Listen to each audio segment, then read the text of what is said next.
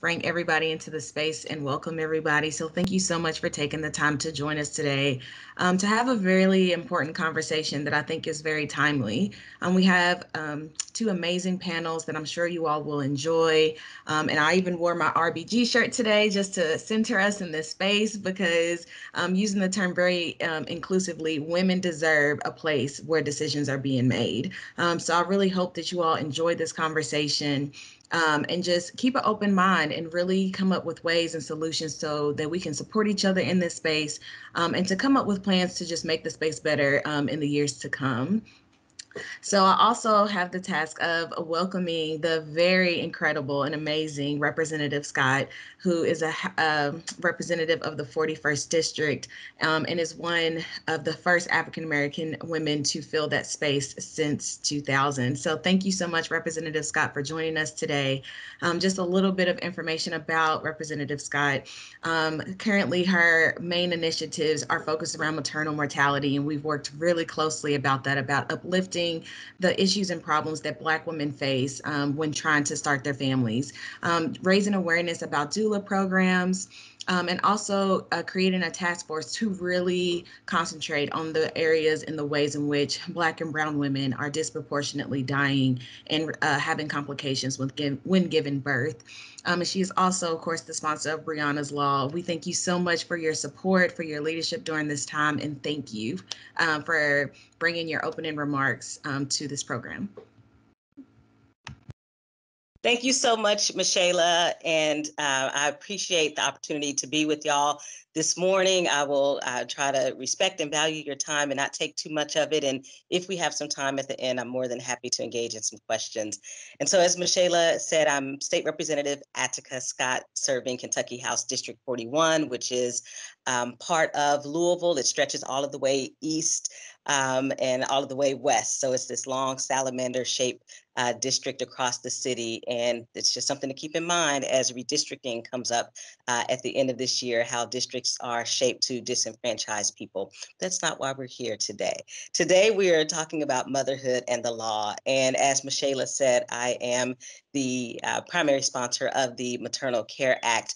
And I have to, of course, shout out the ACLU, Michaela and her colleague Jackie, as well as Planned Parenthood for all of their community-based support of our maternal and infant health initiatives at the state legislature.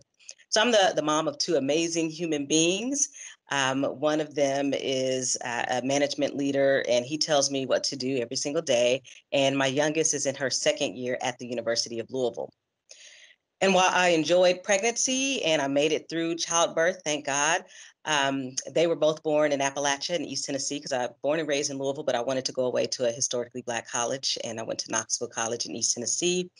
I will say that my daughter was a high-risk pregnancy, and I appreciate the attentive doctors who recognized the history of hypertension in my family and the fact that my body was not producing amniotic fluid, and the fact that I grew up with almost every adverse childhood experience. And so my life was dramatically different than many of their patients. And they recognized that, and they treated me with the dignity and respect that I needed as a young mom who was having her second child, who was also working full time and would be going back to work soon after giving birth to that second child.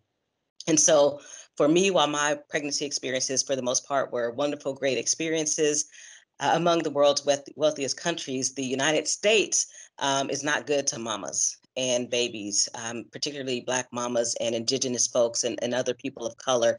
And in fact, we are 3 to 4 times more likely to die in childbirth, as you know, than white women. And I don't want anybody to die in childbirth. I want everybody to have healthy pregnancies and healthy babies. And it's ridiculous that in the United States that happens, and it happens right here in Kentucky. So one of the things that strikes me as even more shameful is that the maternal mortality rate in the United States rose 26% from 2010 through 2014. It rose 26% in the United States, one of the wealthiest countries in the world, and one of the countries that often tries to pride itself on being better than everyone else. Well, you're failing far too many of us who choose to be and who want to be parents. And so this is why it matters that this conversation on motherhood and the law is happening right now. In Kentucky, the devastating stat is that maternal mortality, our rate is 22.9 deaths per 100,000. Devastating. And in Kentucky, we can do something about it if we had the political will. But unfortunately, our legislative body has failed time and time again, year after year that I've been in the legislature, in passing the Maternal Care Act to make sure that we are treating people with dignity and respect, regardless of their first language or their nationality or their race or their religion or sexual orientation or ability status or country of residence, economic status, whatever the case may be. We are failing in Kentucky to take policy action to keep people safe. So that's why I proposed the Maternal Care Act to address implicit bias in healthcare. And I could talk to you all day about implicit bias and institutional systemic racism. I am an anti-racism trainer through Crossroads Ministry and the Commission on Religion in Appalachia. So we don't need to spend the rest of the time talking about that. But what I will say is implicit bias is really a nice way of making white people who should be taking action on systemic and institutional racism feel like, oh, it's something I can't control, right? It's implicit and I don't know what's happening. The reality is far too many people know that institutional racism is happening, that systemic racism is happening, and choose to do absolutely nothing about it. They know that mamas are dying. They know that babies are dying and choose to not take action to make sure that the healthcare field, the medical field is checking themselves on their biases and checking those biases at the door, checking themselves on their prejudices and checking those prejudices at the door. And so that's why we've worked on legislation to make sure that, quite frankly, we are naming what this system is doing to people, but we are also taking action on what the healthcare system is doing to motherhood. And so Shayla and Jackie and our Legislative Research Commission staff in Frankfurt have put together a bill that addresses these issues, also includes provisions for qualified doulas to be reimbursed by Medicaid, and to also make sure that we are maintaining data on maternal and infant mortality. And so those are the three main components of the Maternal Care Act. We have to understand cultural trauma and racism. We have to make sure that we are directly addressing health inequities, because those inequities can be dismantled. We have to make sure that we're addressing mental health and issues like toxic lead exposure. I know where I live in the West End of Louisville, toxic lead exposure is real. And not only when I think about motherhood and I think about the law and I think about babies, is the Maternal Care Act important, but I'm also the primary sponsor of the Crown Act, which would ban discrimination based on natural hair. The reason I connect that is because one of the stories that continues to sit with me from early 2020 is that of a mom who worked at one of our nicest, fanciest hotels in Louisville. And she was told by her human resources department that her hair was too fashion forward when she went back to work after giving birth to her second child, wanted to have a hairstyle that would not stress her out figuring out how to take care of while being a new mom of a second baby and working full time. And she was harassed by her human resources department at one of our nice fancy hotels to the point that she was forced out of her job. So she didn't get to be a good mama at the very beginning when she was trying to be a good mama and work, because she was allowed to be harassed on the job because of her hair. So the Maternal Care Act and the Crown Act are deeply intertwined for me if we want to truly take care of people. But unfortunately, the Crown Act didn't go anywhere either, because the president of the Senate told me that he would never hear a bill about hair. The white man who's president of the Senate of Kentucky told me he would never hear a bill about hair, despite there being discrimination in employment, education, and housing based on natural hair in Kentucky. So while that may seem innocuous because we're talking about hair, it's not. And if we want to address the well-being of mamas and babies, I look forward to the day when we can make sure that our legislative body at every level, the House and the Senate, takes action to protect mamas and babies. And when I say protect mamas and babies, I'm talking about the Black mamas and babies too, the Latinx mamas and babies, the Asian and Indigenous mamas and babies as well. So thank y'all so much. And I am more than happy to take any questions that y'all might have in the next few minutes that we have together.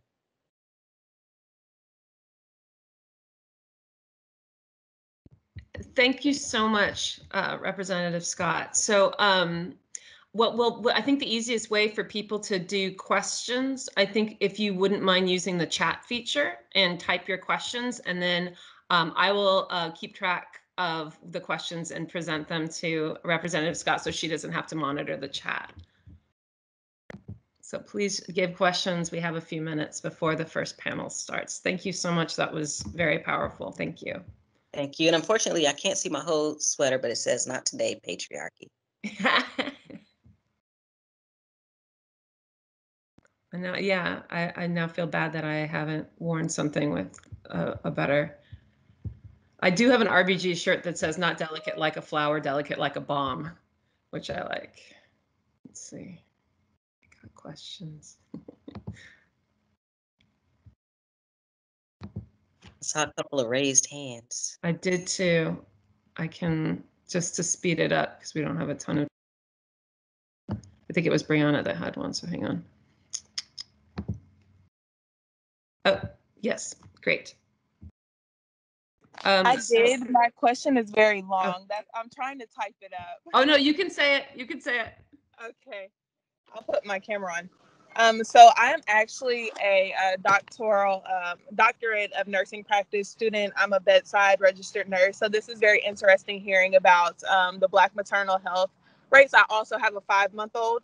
And it's very interesting because my project is focused on cultural competence training in general, but I have studied a lot about the increased risk of Black maternal deaths, Black maternal comorbidities, and also minorities in general.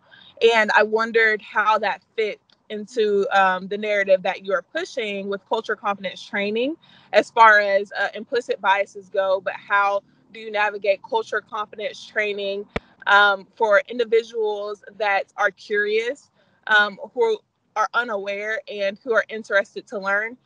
Because there's a thin margin when it comes to cultural competence training and stereotyping. And so the goal is not to learn everything about every culture, but to understand how to be more open and receptive to conversations about implicit biases and et cetera. So I wondered how that looks in the agenda that you're pushing with training, maybe healthcare providers, maybe legislators.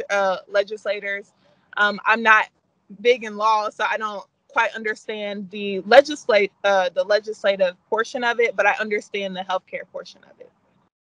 Thank you for that question. So one of the things that we wanted to do is be really mindful of being prescriptive about training, that we didn't want to put specific training into a piece of legislation. We hardly ever do that. We'll say that you need training in these particular areas when we put it into a bill, but we don't specify exactly what kind of training, because we want to make sure that experts in the field are then defining what the training is, pulling from best practices. Like Ohio has done amazing work around maternal health. Tennessee is starting to do a lot of good work around maternal health. California, of course, has been doing amazing work around maternal health. So you have all of these different states that you can go to and draw on who have training programs that can be implemented in Kentucky. So for me as a legislator, my focus has been on addressing the big picture issues in the bill, but then, the medical field has to determine who they want to pull from to make sure that they are addressing issues like you raised around cultural competency. For me, my hope is one day we'll get to actually dismantling racism. I mean, it's fine if you understand me, but if you're not dismantling the systems that are oppressing me, you understanding me really is nice and all, but is it truly making a difference in my life? Thank you for that answer. Sure. Okay, great. Thank you so much. There are a couple other questions. Dean Crawford asked if you had some advice for law students that law students can do to press, to improve legislation. Is there a role that law students can have? Definitely. So there are a couple of things that law students can do. One is this legislative session, I was in many conversations with medical school students because of the Maternal Care Act. And I put an idea out there that they grabbed onto, which is, if there's a piece of legislation that interests you or a body of bills that interest you, reach out to that legislator and see if you can do a one-page summary of that bill for them, because our bills can be, 48, 112, 213 pages long. But nobody in the modern world is going to read that, right? So can you do a one-page, can your law students do a one-pager about a bill? You know, what's the main, what are the main points behind the bill? What's the bill designed to do? That's huge. That's extremely helpful because as legislators, we fall right into that, you know, unfortunate way in which legislation is written, that it's for some reason just difficult to comprehend, to understand sometimes, using words, you know, $12 words when you can use, you know, a 20-cent word. But I think it makes us feel like we're smarter. And so we need people to help break down those bills. The other thing that I feel like law students can do is contact your legislators. Please, we need to hear from you. We need to hear from every single person in every part of the communities that we represent and serve. And so you have every right as law students to contact your elected officials and say, I care about this issue. I'd like you to sign on as a co-sponsor of this bill, or to contact the chair of the committee to say, I'd like you to hear this bill, or contact the Speaker of the House or the President of the Senate to say, you know, while this may not impact you for whatever reason, it impacts a lot of people in our community, and we should be taking care of our neighbors. So hear this piece of legislation. So for me, there's quite a bit that law students can do. You can educate other folks, educate your classmates on some of the issues that you may be following at the legislative level, because I know it's not something that everyone has the capacity to do. But if it's something you have the capacity to do, please act as an educator for your classmates to say, hey, this is a bill that's running through the State House, and we need to be paying attention to the legal impact of this issue. Thank you. Thank you. So I have one more question in the chat, and then I think I see another hand raised. I see Melvi. So the question in the chat is about the pink tax work that you've done.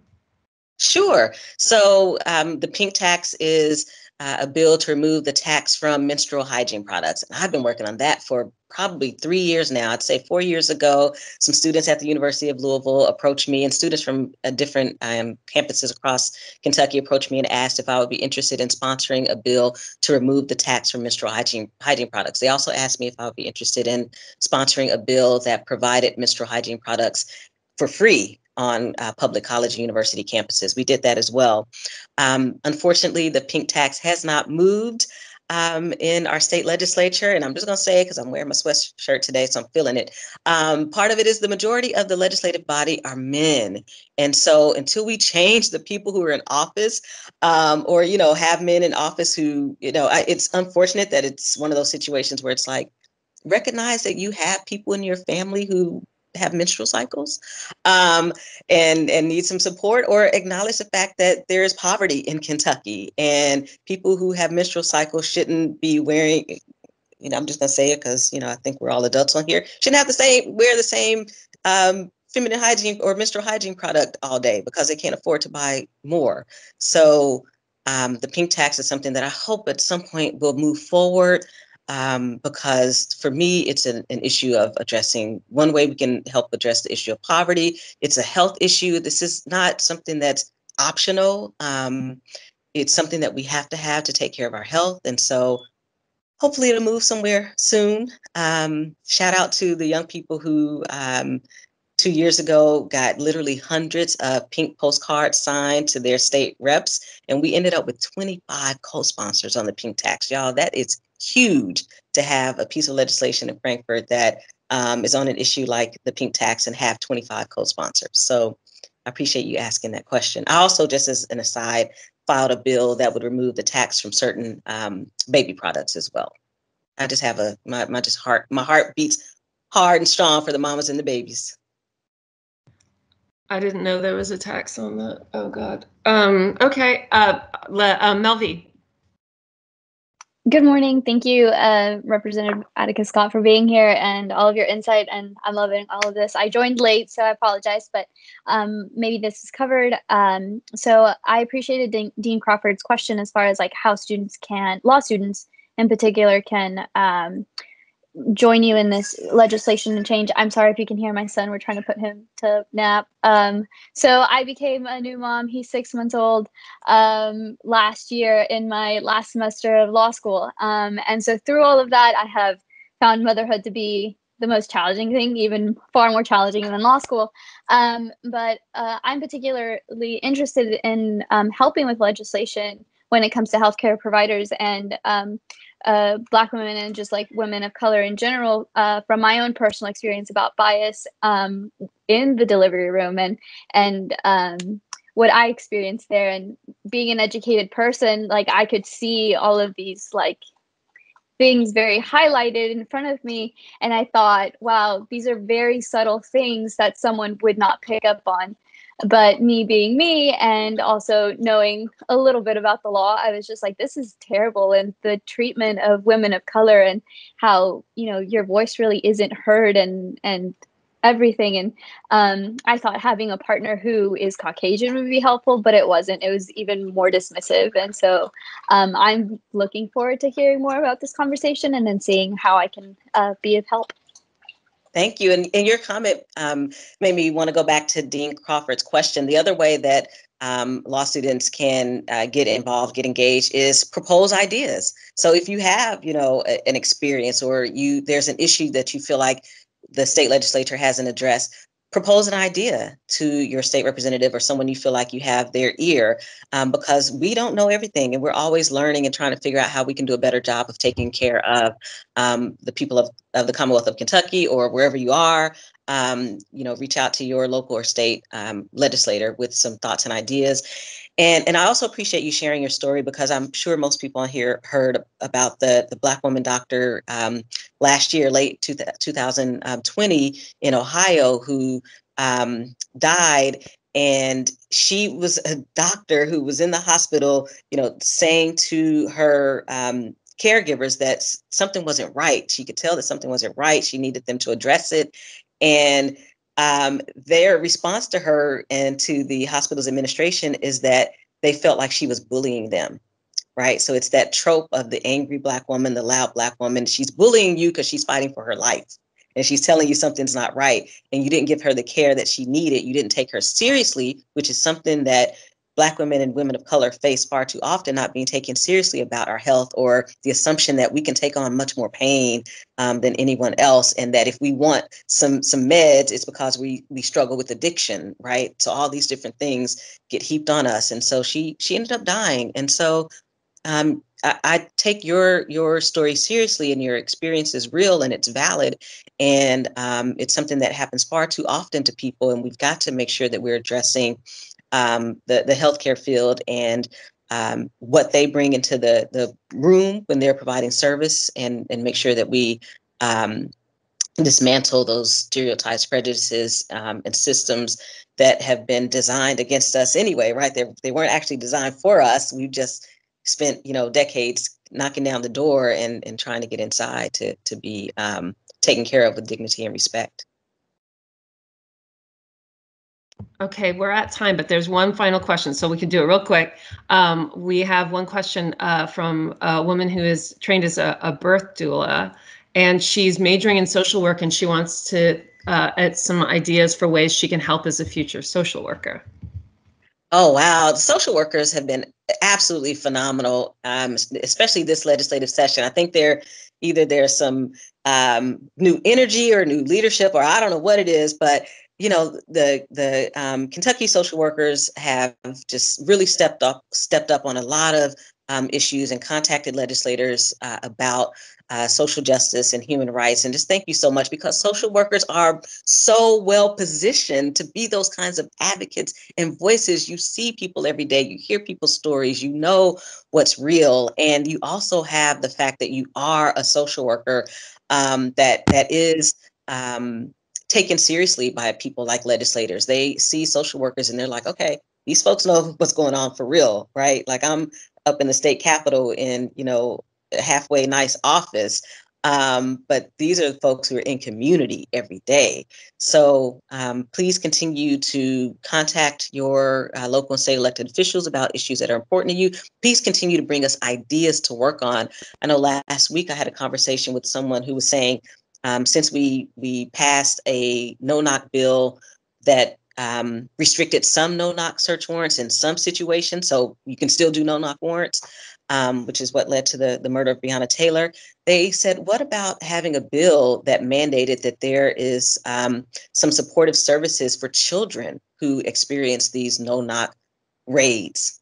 Children whose doors get busted in and they get forced out of their home at gunpoint by law enforcement and have to walk across broken glass and get their feet cut and experience that trauma and relive it over and over again when they're trying to sleep at night.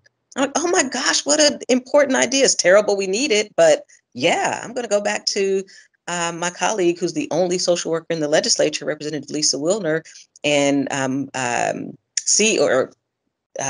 therapist, and see if she wants to work together on a piece of legislation for next session.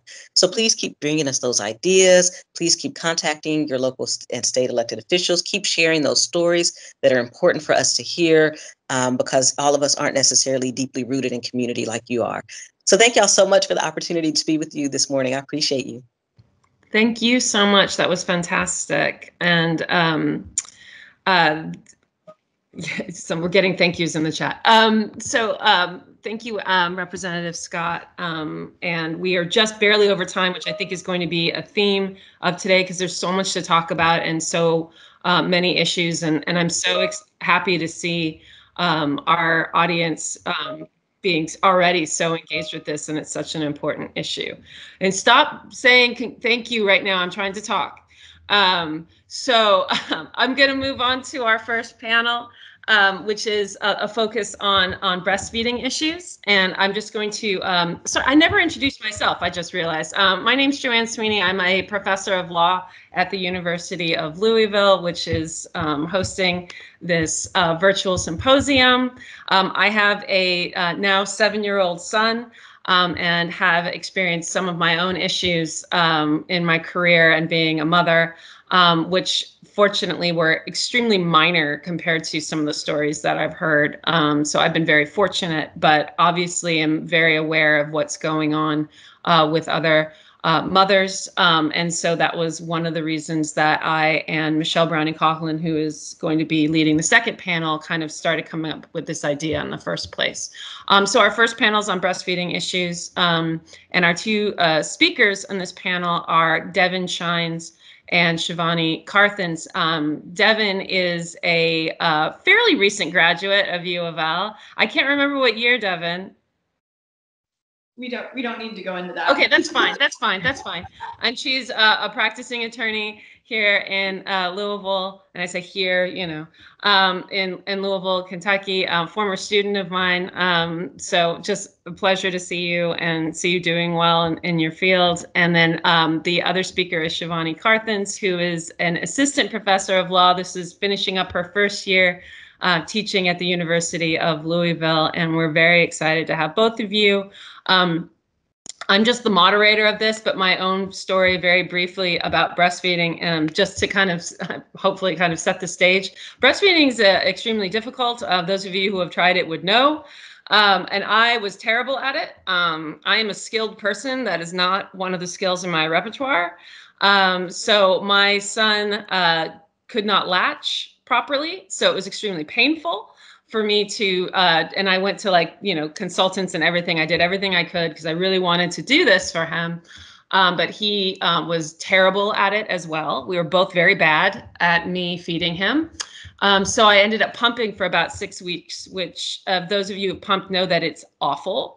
And like very not fun, pleasant at all. And I just was not producing enough. So he was supplemented the entire time. Like the first night brought him home and we had to break open the formula the very first night I brought him home. And and it was devastating for me, not being able to do this thing that I thought that I should just be able to do. Like, you know, physically I should be able to do this. And so my experience breastfeeding was pretty fraught. There's a lot of like, you're emotional anyway, but that was a very emotional thing for me. And to feel like, you know, even though I didn't have anyone in my life telling me that I wasn't good enough as a mother for not being good at this, I still felt it. So just, even when you don't do it a lot, because after 6 weeks, I'm like, I'm done. I can't. This is awful. He's fine. Formula. He never had an issue taking a bottle. Yay. But even with that, it's such a fraught topic, and it's very emotional. And there's something like really intertwined with identity as a mother. So when you add other issues on top of it, which our two speakers are going to be talking about, it makes it even worse. So just like baseline, it's difficult. And emotional and painful, a lot of physically painful most of the time. So that's where we'll start. And I didn't decide who wants to go first. We didn't even talk about that. Nobody's going to volunteer? I'll start. Okay. I'll volunteer. Okay. And I do have, I'm going to share my screen. Hopefully this is a good day for technology. Oh, sorry, Shivani, really quick. As you're doing that, I'll just say for everyone in the audience, again, I would like to be able to use the chat as a way to ask questions. So you can just put them in at any time. Feel free, if you have a question, just put in the chat. I'll be keeping track and I'll be able to present the questions to the speakers after they're done with their presentations. Thank you. So can you see my screen? It says it's sharing on my end. Yes. All right, wonderful. Well, good morning, everyone. Thank you all for being here. As Joanne said, my name is Shivani Carthens. I am an assistant professor here at Brandeis School of Law. I want to thank Representative Scott for all of her work in bringing these issues to the forefront on behalf of women and their babies. I also want to thank all of our students here from schools of social work and nursing and law, who are our next generation, for pushing some of the legislation and issues to the forefront. And so I thank you all for being here. I just want to share my experience and kind of give you a bird's eye view into how this breastfeeding journey has been for me. And I say has been because it continues even though my son is now a toddler. And so what I want to do is just basically share the lens through which I have experienced breastfeeding personally and professionally. I want to highlight some of the legal and ethical issues that I've battled along the way, and then just wrap up by talking about what I see as the needs for the work ahead and some of the things that we need to do to continue to raise awareness for issues around breastfeeding. All right, so I want to go over, just my background, talk about some of the proactive things that I've done, and then get into some of the issues. And so to begin, my story is similar to a lot of the stories that Representative Scott mentioned. I started this whole journey with a lot of fear and a lot of trepidation. My husband and I decided we wanted to breastfeed our son, but honestly, I was very ignorant about breastfeeding. I did not grow up in an area or a village or family where breastfeeding was the norm. And I think a lot of that is tied to some of the systemic racism and cultural ideas about breastfeeding in America, but specifically in the African American community. I was also of quote unquote advanced maternal age. I did not give birth to my son until I was 39. And so I had a lot of fear around what that birthing process would be like, whether I would be able to breastfeed. I also had to deliver via cesarean, and I read all of the articles and all the horror stories about the inability to breastfeed after a cesarean delivery. So if you can imagine, I was completely stressed out. I was worried about this process. I was worried that I would not have a good maternal health outcome as a Black woman in America. I was afraid that my voice would not be heard.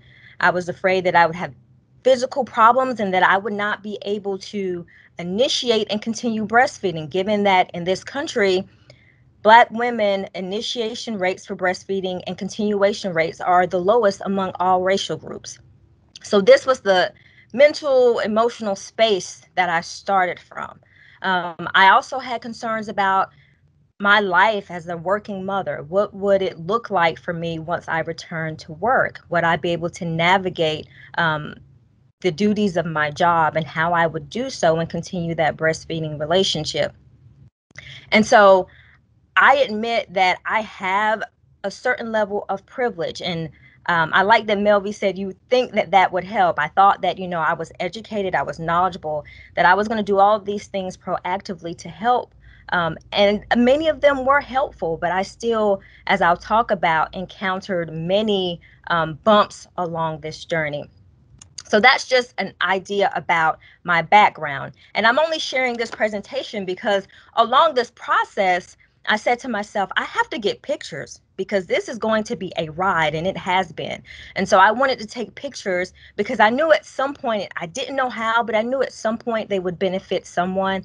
And so the pictures you see here are from my first effort to be proactive, right? Remember, I'm approaching breastfeeding out of this anxiety-riddled soup. And so I knew that I could do some things in advance to help myself. And so what you have in front of you here are two pictures.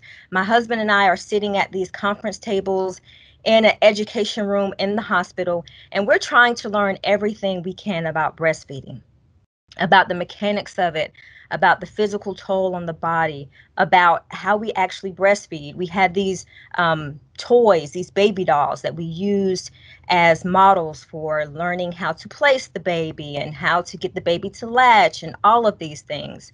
We also took other classes on infant care that situated breastfeeding in the class so that we can, again, learn more about breastfeeding and arm ourselves in advance. And so at this point in the journey, we're feeling pretty good because we're like, hey, we're doing everything we can to learn, and knowledge is power, and all will be well.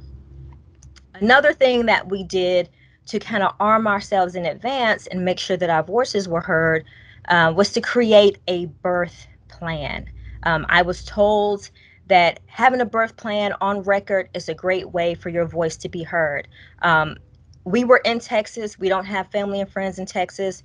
If you look at some of the journal articles coming out of the Journal for Pediatric Care, Texas is one of those states that's mentioned among the worst in terms of maternal health outcomes, and specifically for poor women and women of color.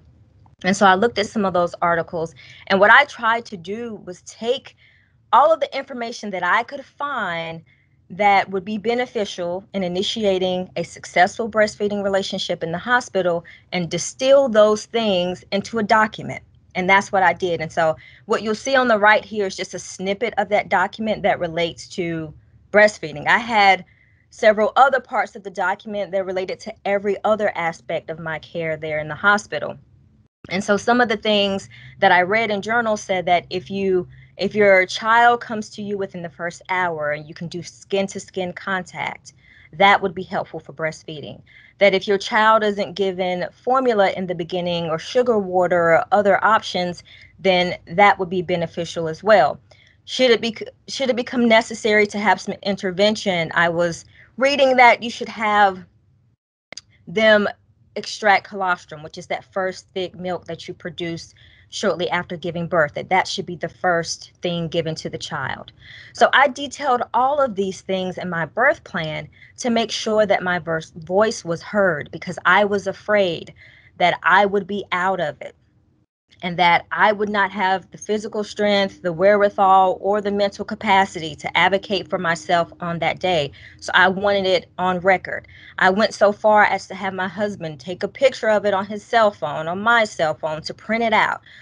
That's how anxious I was about my voice being ignored on this point.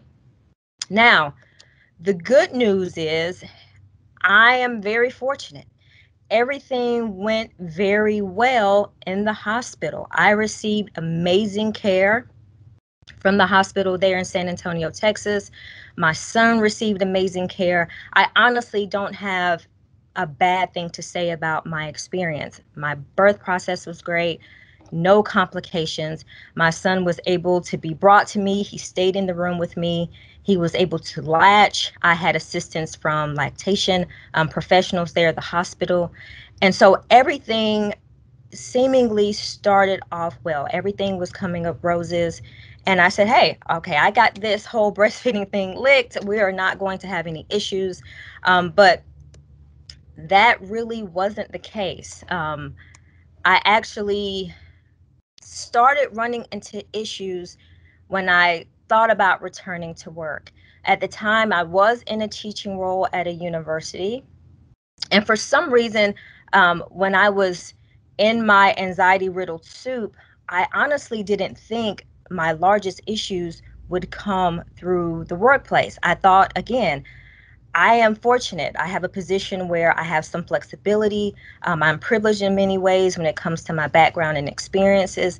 And so, although I anticipated that I would have challenges just because breastfeeding is challenging, I didn't think that I would run into some of the hurdles that I did in returning to the workplace. And so I just want to go over a few of those with you all. Some of you have and are experiencing these things. And so I'm curious to hear your experiences as well. And so my first issue with the first hurdle came as a result of my employment status. As I said, I was in an instructor role, but I was straddling two different universes. On paper, I was a faculty member. If you go to HR, that is what my designation was. But in reality, I was more of a staff member who also taught.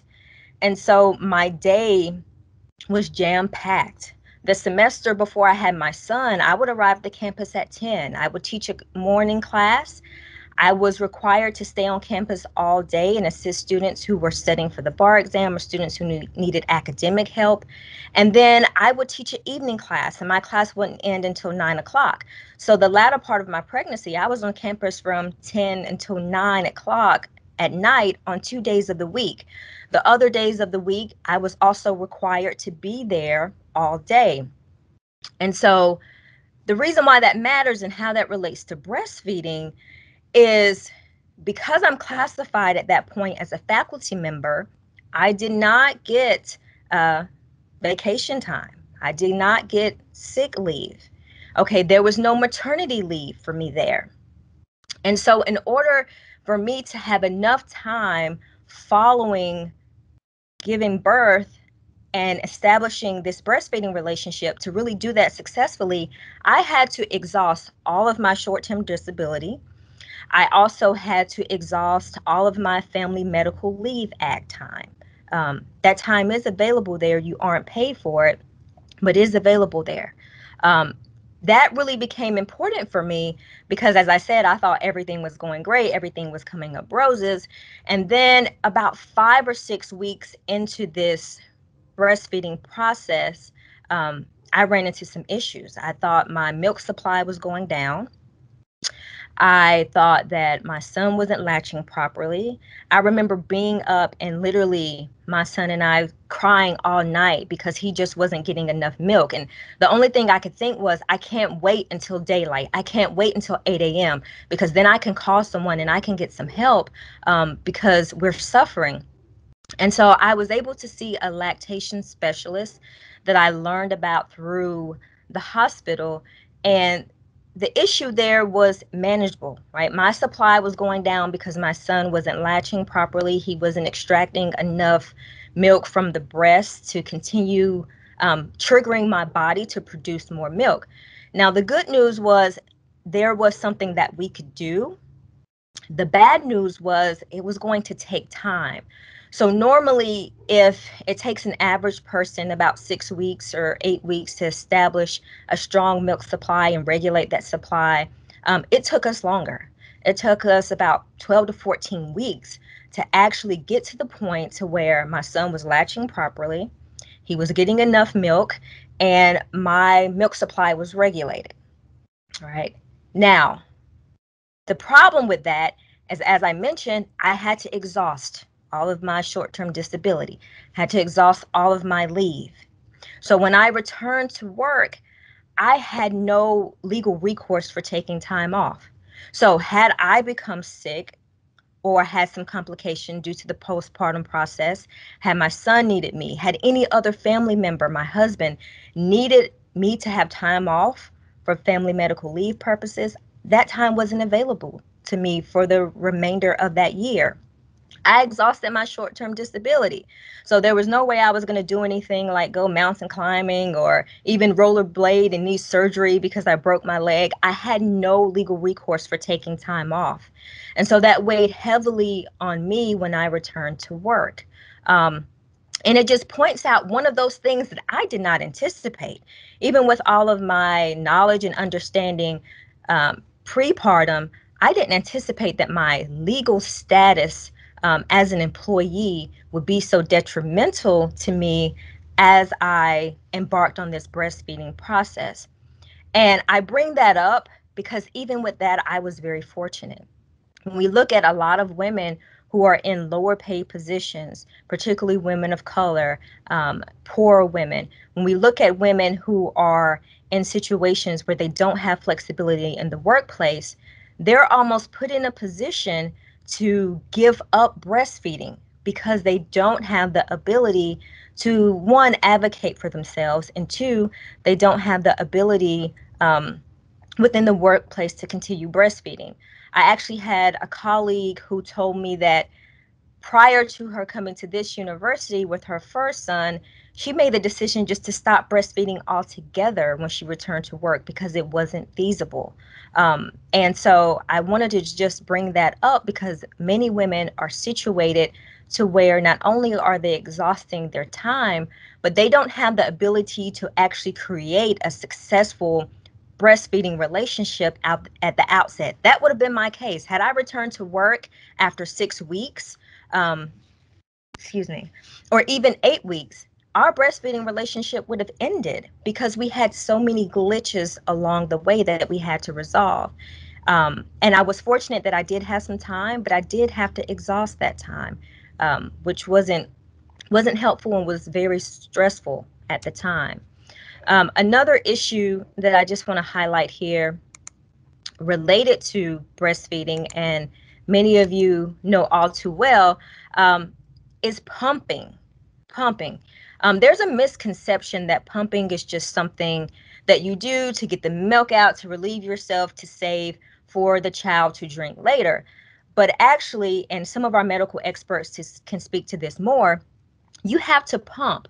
When your child breastfeeds from the breast or when you're pumping, you're signaling to your body that your child still needs that milk. So even if physically you don't even feel like you need to pump, you need to continue doing so to make sure that your body continues to produce milk. And as I said in the beginning, my son had some issues with being able to extract enough milk from the breast, even with working with a lactation expert and getting her help with resolving his lip tie and tongue tie. He still basically had to develop the muscle for getting enough milk out. One way that I helped him was by pumping. And so when I returned to work, I had to pump even more than people who didn't have these types of issues.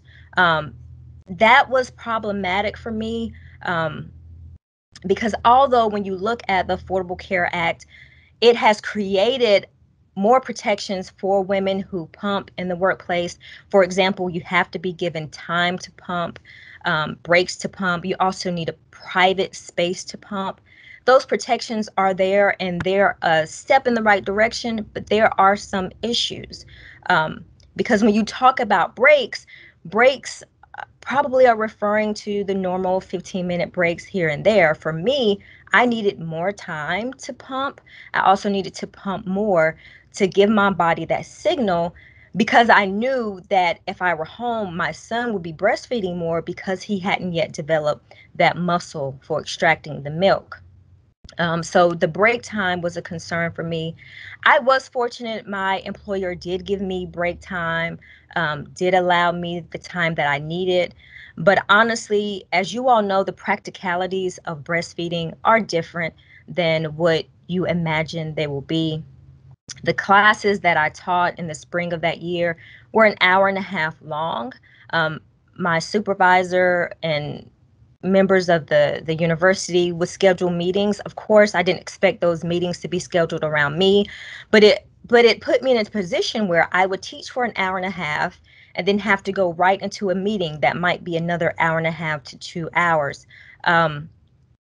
Pumping wise, that wasn't feasible. I would need to pump before those meetings would end. So I would have to excuse myself. And the truth is, even if my employer was okay with that, I was worried about what that would mean for my job. I didn't want to always arrive to meetings late or leave meetings early or have to run away from class and not be able to talk to students after class because I knew I needed to pump. And I understood at that time why a lot of women would just decide, hey, I can't do this. I can't continue my job. I can't show up as the professional that I am because pumping is taking up so much time. But I was dedicated to continuing the pumping process. Now, the second piece of the legislation refers to private space.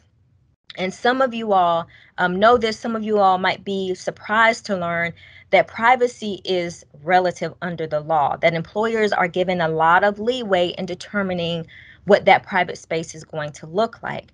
For me, privacy means that I'm in a closed room, that no one can come in, it's completely locked, and I feel very safe that I won't be exposed to the world. No one's going to just rush in the door.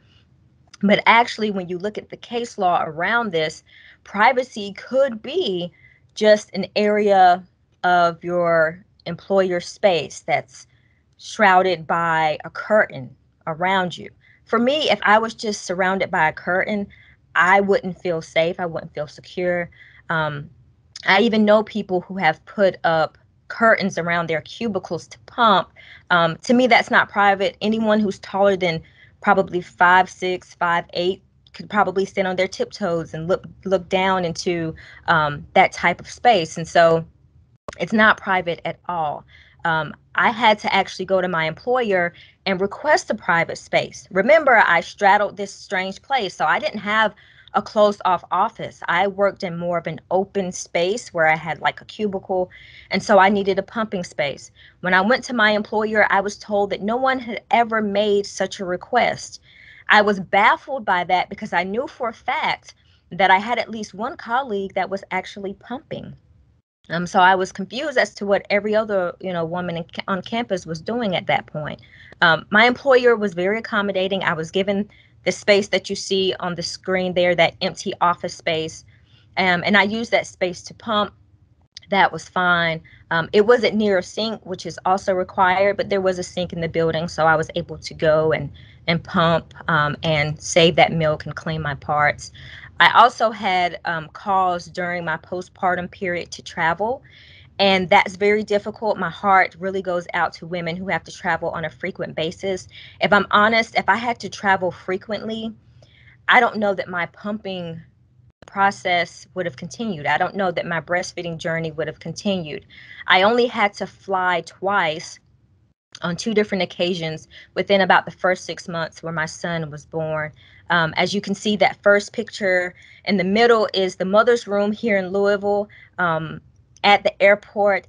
And I will tell you, if you don't know this, in my experience in about 4 or 5 different airports, the Louisville airport's pumping room, mother's room, is the best room I have seen in any public space that I have been.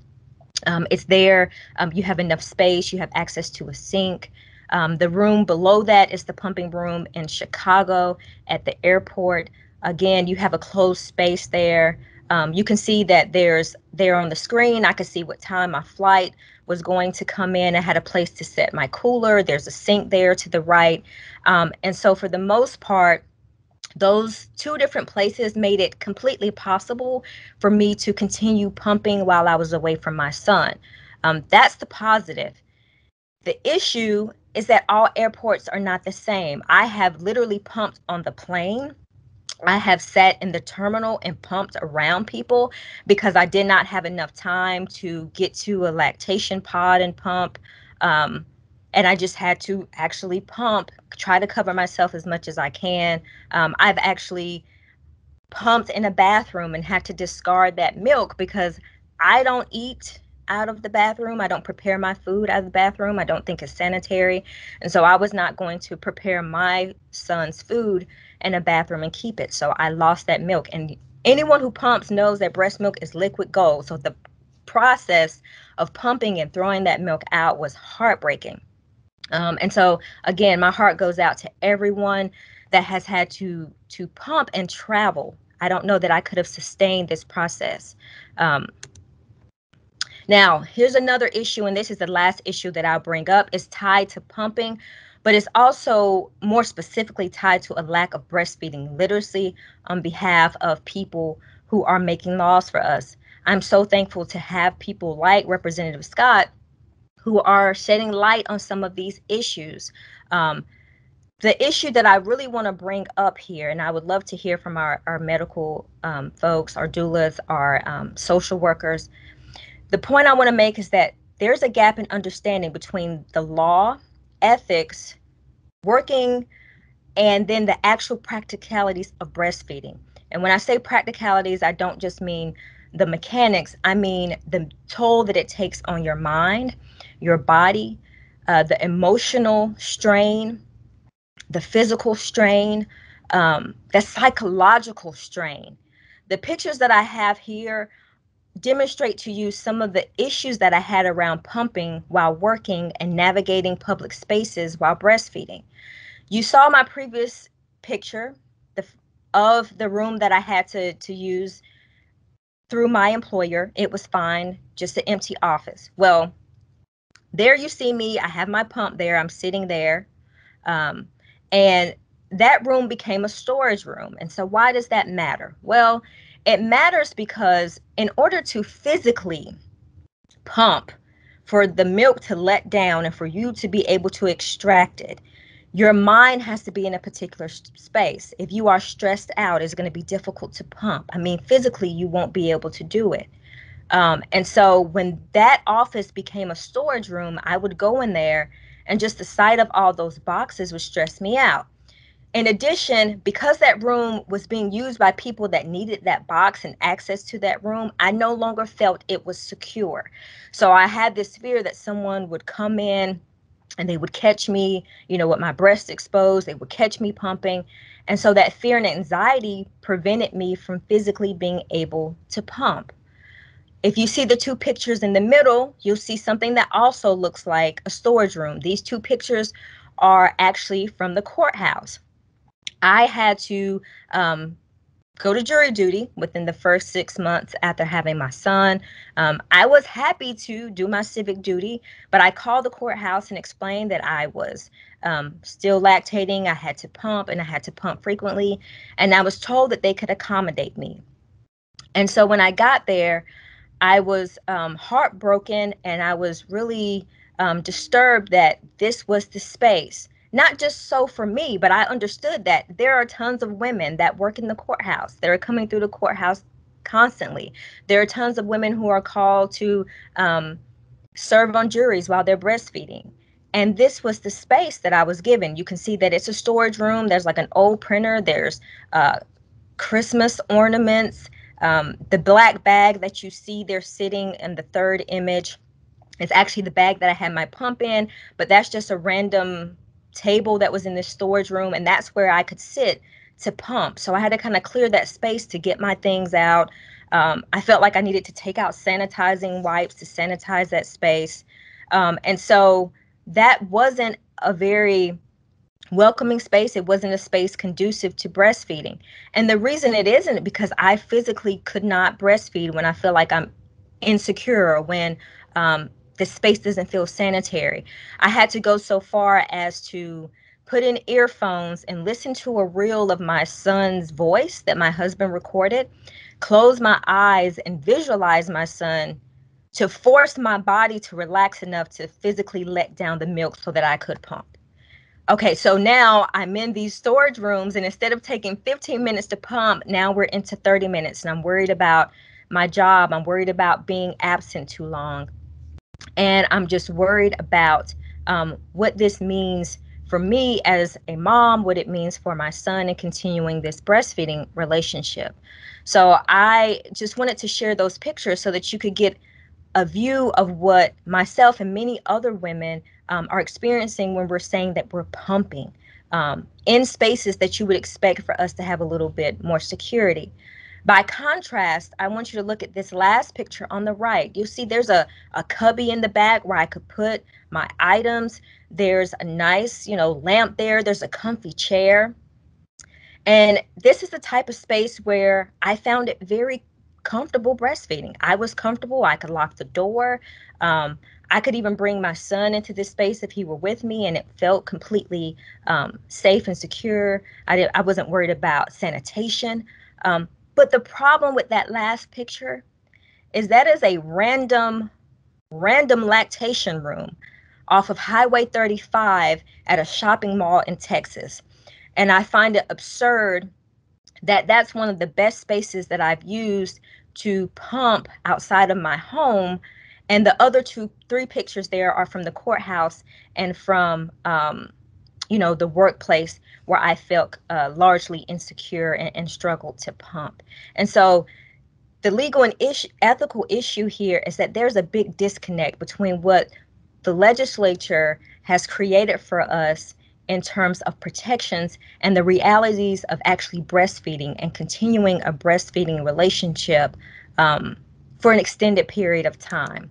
And so I'm going to stop there and just end and say that the good news is this. I have been breastfeeding my son for a while now. He's now 21 months old almost, and things have gone well. We were able to work out our kinks, but along the way, it has been difficult. I have not only worked in one location, I've moved during a pandemic, started a new job.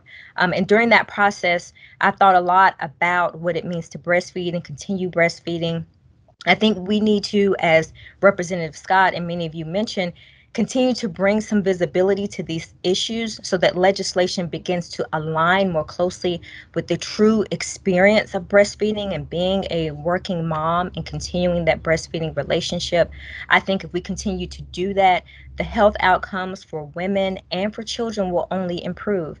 I think it's also important that we point out inequities, because even with my struggles, I have been fortunate and privileged in many ways. Many women and those that breastfeed are not so. And so we need to continue to call out many of the barriers, systemic racism, inequities in the workplace, and some of the issues around ethics and who's making rules and who's deciding what the breastfeeding journey looks like and what it requires. And so I'll stop there. Again, thanking you for your time, and I'm happy to answer any questions when we get to that portion of the panel. Thank you, Shivani. Now we're going to hear from Devin. That was a wonderful presentation. I don't think I can shine quite as bright as that, but I don't have any prepared formal presentations for you all. I have two daughters. One I had approximately 13 days before the first semester of my third year of law school at Brandeis. As you mentioned, Professor Sweeney, I was one of your students there. I graduated in May of 2018. And I had my daughter just under 2 weeks before my third year of law school. Most people, with the way it was timed, thought we were crazy, but there is no great time to have a kid, is kind of what we settled on. Had her, and it was after I had my daughter Iris that the university and the law school itself actually established a pumping room. And that was through the efforts of one of my fellow students and friends, Kristen Barrow. She got with Dean DeSanza at the time, and they formed this effort to get a pumping room devoted within the law school library. Before that, and this says something about the, I guess, societal literacy when it comes to breastfeeding and the accessibility for mothers or people that are needing to pump in order to feed their children. There was no devoted room. The students before me, and there were many students before me, Kristen herself had a baby months prior to that, and a few other classmates had babies in the time we were in law school. They were pumping in the bathroom. They were pumping in their cars. They were pumping in places where you wouldn't want to be producing food for your baby. As Professor Carthen said, I don't make my own food in the bathroom. I'm not going to make food for my child and feed it to them there. But when that's the only choice you have, it's that, or you walk to another area of campus where you may have more privacy, you may have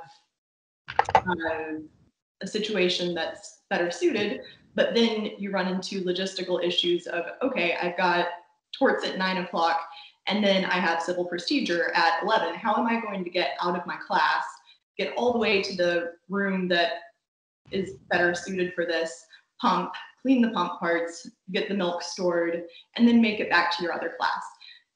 It's not only logistically challenging, it's also mentally, physically. I had both of my children through C-section as well.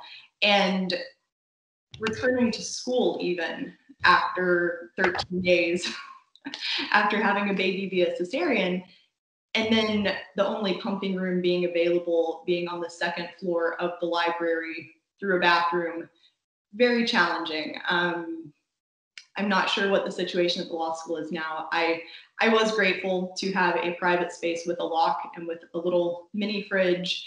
And I will say that they had it decorated kind of in a homey way to where I didn't have the issues of looking at storage boxes. I didn't have the issue of not being able to feel at ease enough to do what I needed to do and get back to my classes. But it was no less very challenging. My second daughter was born after I'd graduated from law school, after I had been in my professional career at that point for a little over a year. And she was born in December of 2019. She's almost 1.5 now.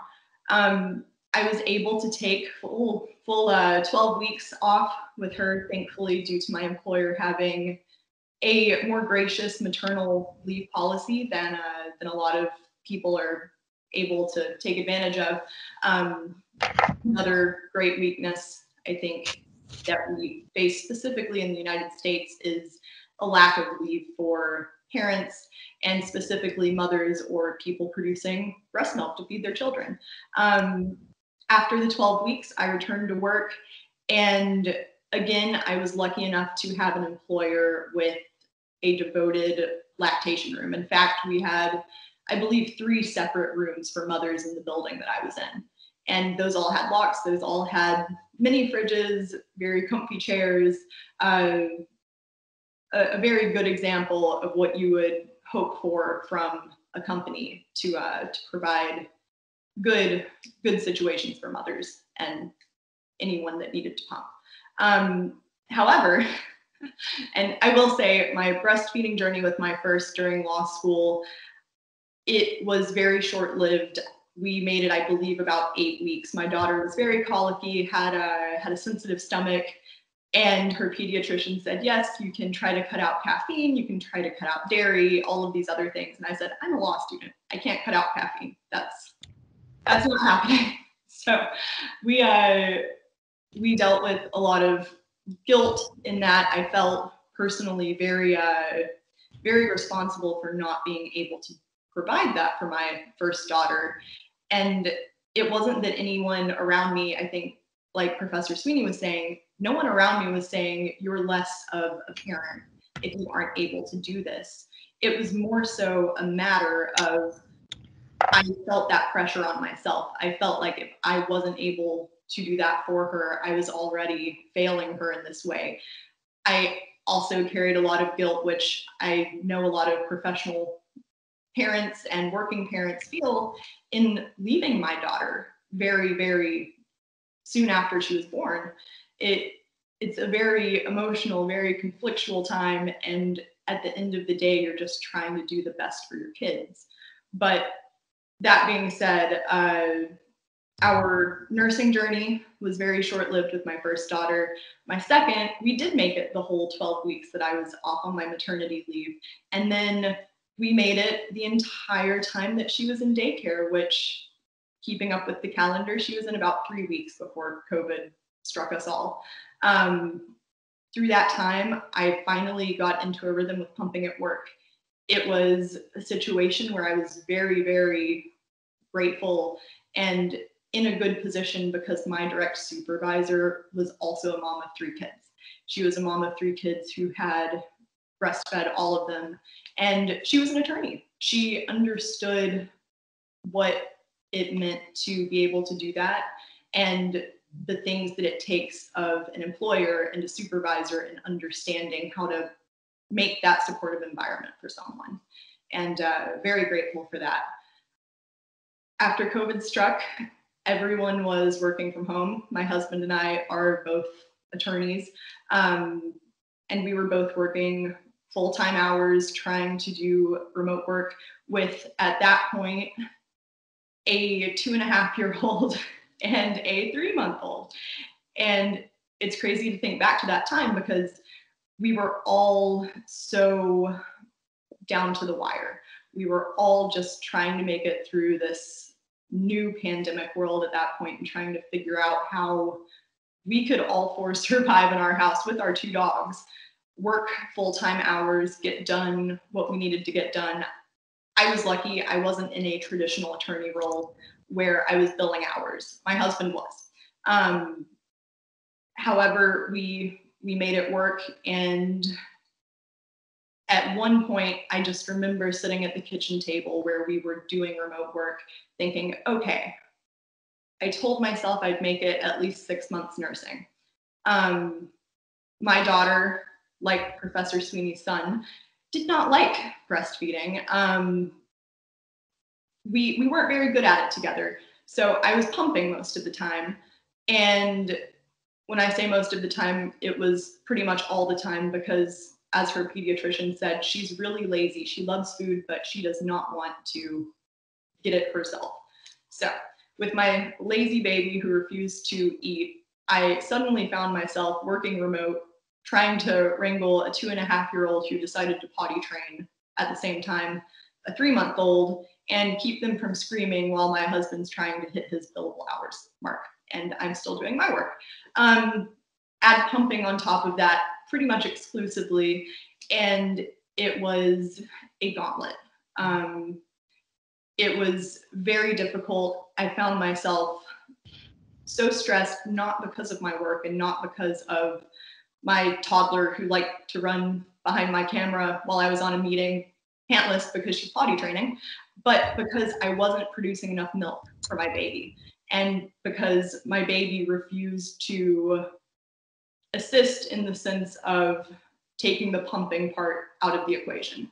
So we almost made it to 6 months, which was my goal initially. Before COVID struck, I said, I'm gonna make it to 6 months because I only made it so far with my oldest. And I believe we made it to 5 months before I just looked at the pump and I said, okay, we're done. This is as far as we're getting. And I think if it wasn't for having very supportive coworkers to begin with, I probably wouldn't have made it that far.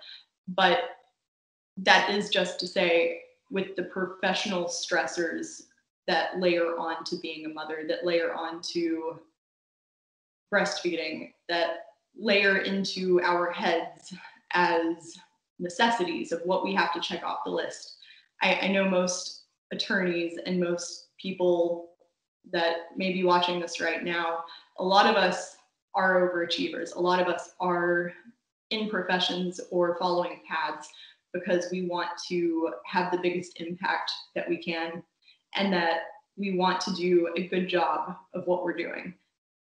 Nothing like motherhood has broken my perfectionist tendency and taught me that if something is worth being done, it is worth being done poorly. I saw that somewhere and cannot remember where the phrase came from, but it has stuck with me. And that is something that that applies both to motherhood, my professional career, and absolutely breastfeeding, because I am not the typical success story with that. But that's kind of my story, less organized than Professor Carthen's, but that was it. Oh, I feel that so much. So thank you so much, both of you. Please, if anyone has questions they want to ask of our panelists, we have about 25 minutes before the break. I have a couple, one actually from myself. But the first question I have in the chat is, from Brianna Neal saying she's a registered nurse and she feels unprotected being able to pump at work because, they're working so much, they barely get a break. And it's challenging, she says, to justify a pump break when it feels like your patients need you. And so how do you suggest that she advocate for herself? Hi, Brianna. Thanks for the question. I'll say this. Well, thank you, first of all, for the work that you do, especially during this time being a registered nurse. You will have to advocate for yourself. The reality is, even if you have a job that's more flexible, even if your employers are helpful, mine was helpful in giving me space and understanding that I had to take breaks, I still had to be the one to say, I can't make that meeting. I have to leave early because I have to pump. No one is going to do that. The thing that I did that I found helpful that I think you could do also is to go to your direct supervisor, explain the situation, and make it clear that you need at least a few breaks during the day to pump. Not only do you need them, but the law requires that you have that break time in a place that's shielded from view, that's private.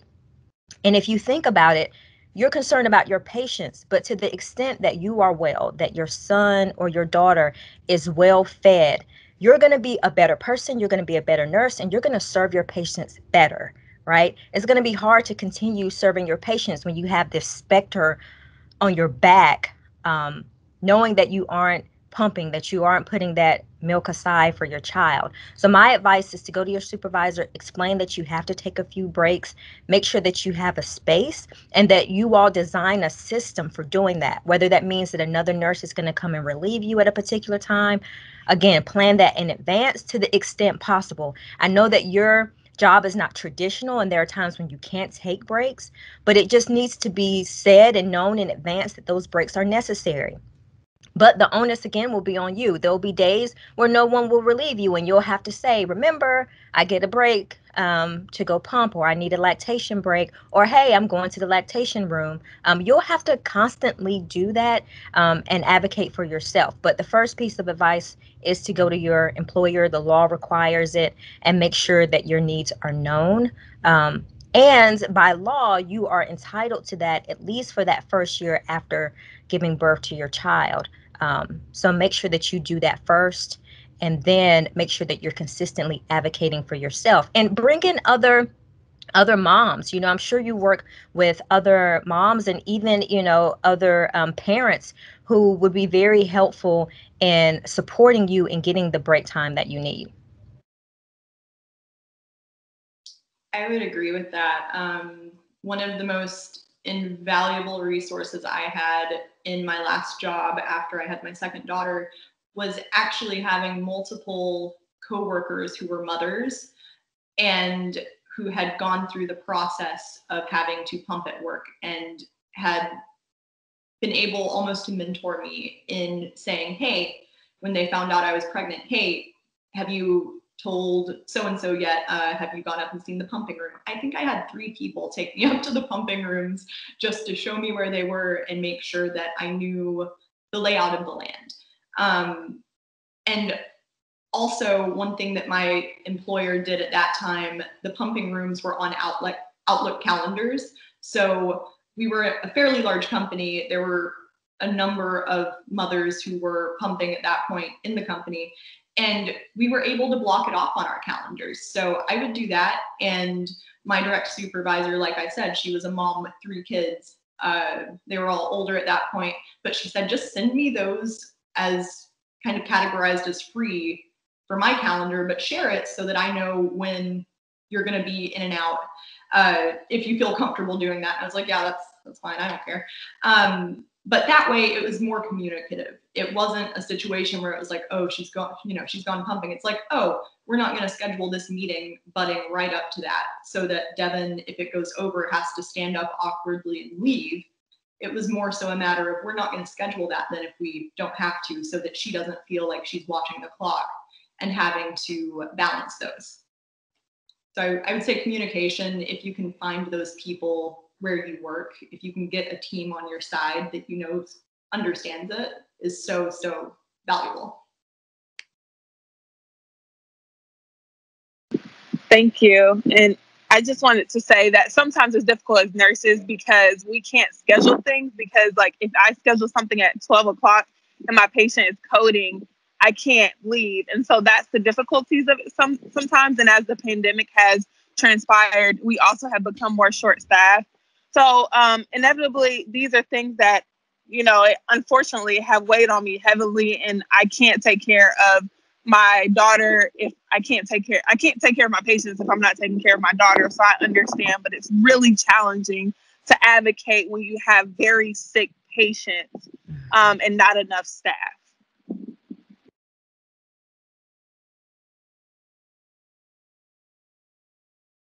See, I've got more questions. Here we go. How much of the needed changes for this issue are cultural, i.e. educating and empowering people, versus policy changes, so local, state, or federal government changes?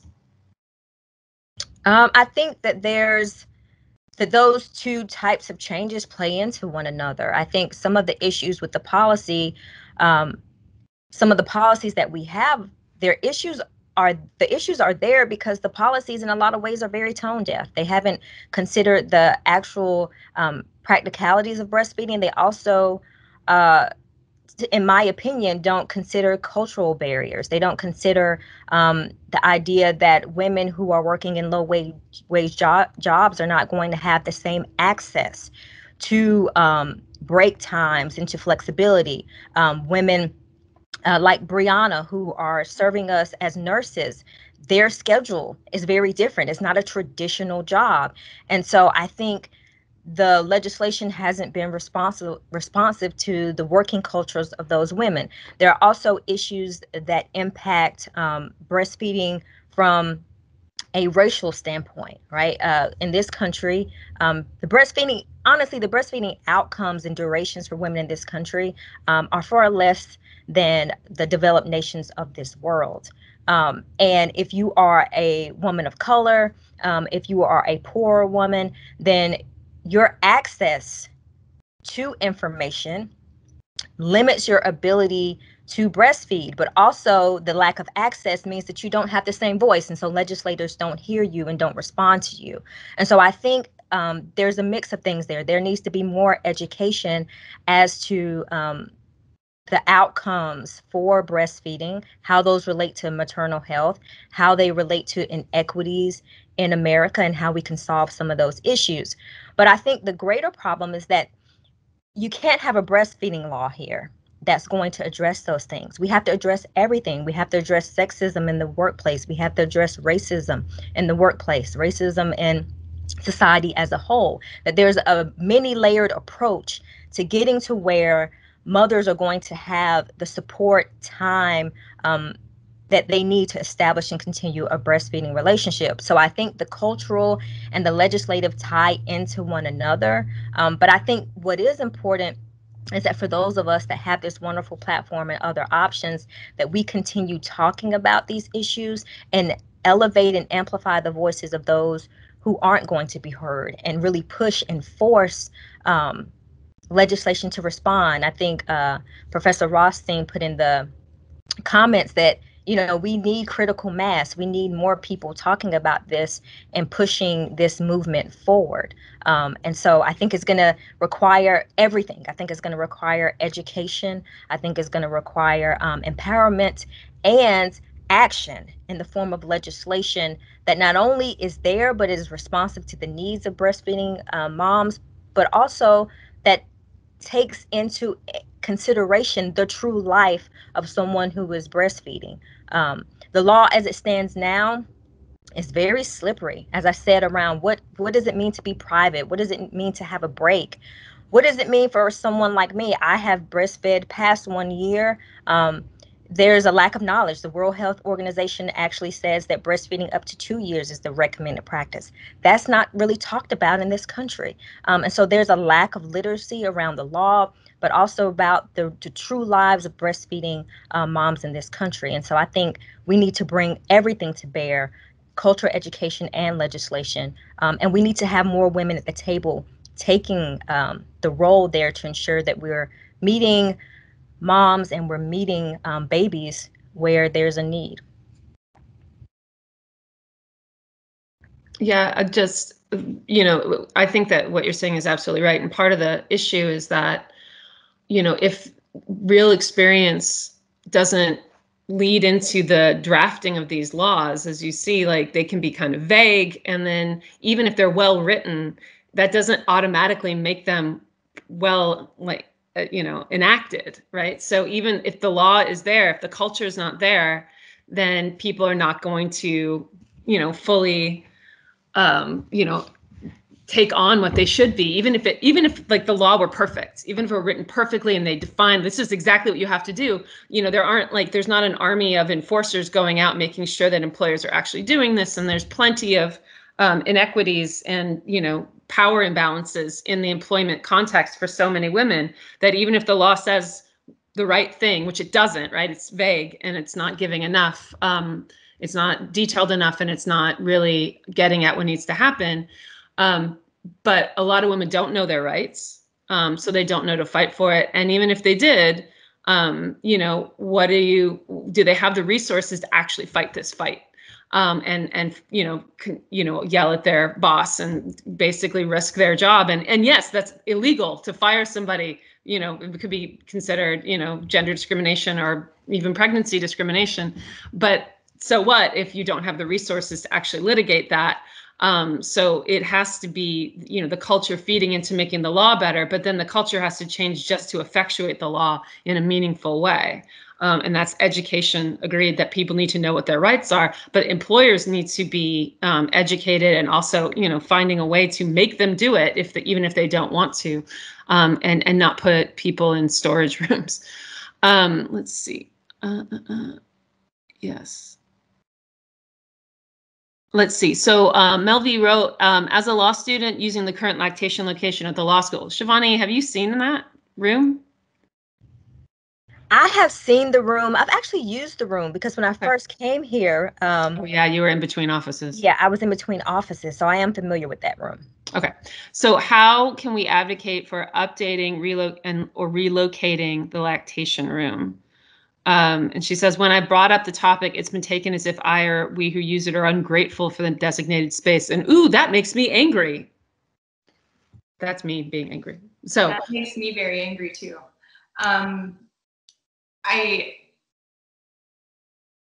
Initial reaction to that is very angry because I came into that room as I think the first person that was using it. And that was a position of complete ignorance on my part. I knew I was going to breastfeed, but I came from a family where breastfeeding was not something that any of my relatives had done. My mom was very young when she had me in Appalachia, and I was a formula baby. My brother was a formula baby, it was seen almost as a privilege that she was able to give us formula in this very, odd past. It's strange to think of what we consider the norms now versus the norms when we were born and how things change. But I just kind of assumed I would breastfeed, and that was my plan. I assumed that there was a lactation room. I assumed there would be a place for all of this to happen. And as I got further in my pregnancy during my 2L year, my friend Kristen was like, hey, we're really working on getting this room set up so that you at least have a place that's private. And I think that only came to her attention after some of our classmates and herself had had their babies. Just the total lack thereof in terms of a private, comfortable space that wasn't a bathroom stall, which I believe at that time they were told, well, you've got the bathroom, what's the big deal? It has a locking door. And so it floors me because even when the discussions were going on to get the lactation room that currently exists, there were conversations then saying, you know, we're going to try to improve it in this way, in this way, in this way, and try to find a better location than the second floor of the library. For me, post-cesarean, 2 weeks out, I was already walking from the parking lot because the university told me that I would have to apply for a handicap tag from the city in order to park closer to the school. If any of you are familiar with the Reynolds Lofts, about a quarter mile down from the law school, I was walking from the parking lot over there, post-cesarean, less than 2 weeks, with law school casebooks, and having to make that trek with a pump, with, you know, notebooks, computer, everything, because of that alone. But then to make it to the law school library, to that lactation room between classes, it was very, very difficult. And in terms of things you could do to, I guess, push for a better location, I think even raising awareness to people who've been at the law school, networking with the past mothers, which again shouldn't fall on you as a new mom who's juggling all of these things. That shouldn't be on you to be the impetus of this when you're the one that's having to deal with the circumstance. But there are so many of us who, when we hear that, I think it incites that kind of visceral anger that that you're not being met with a reaction of, how can we help you? So I would be happy to help if we can. Well, after this. yeah. So, and I would say, you know, obviously I wasn't the person that she talked to, because I would never respond like that. And in fact, you know, it makes me think that Shivani and I have some work to do. Yes, a lot of work, Melvi, and we're happy to help you.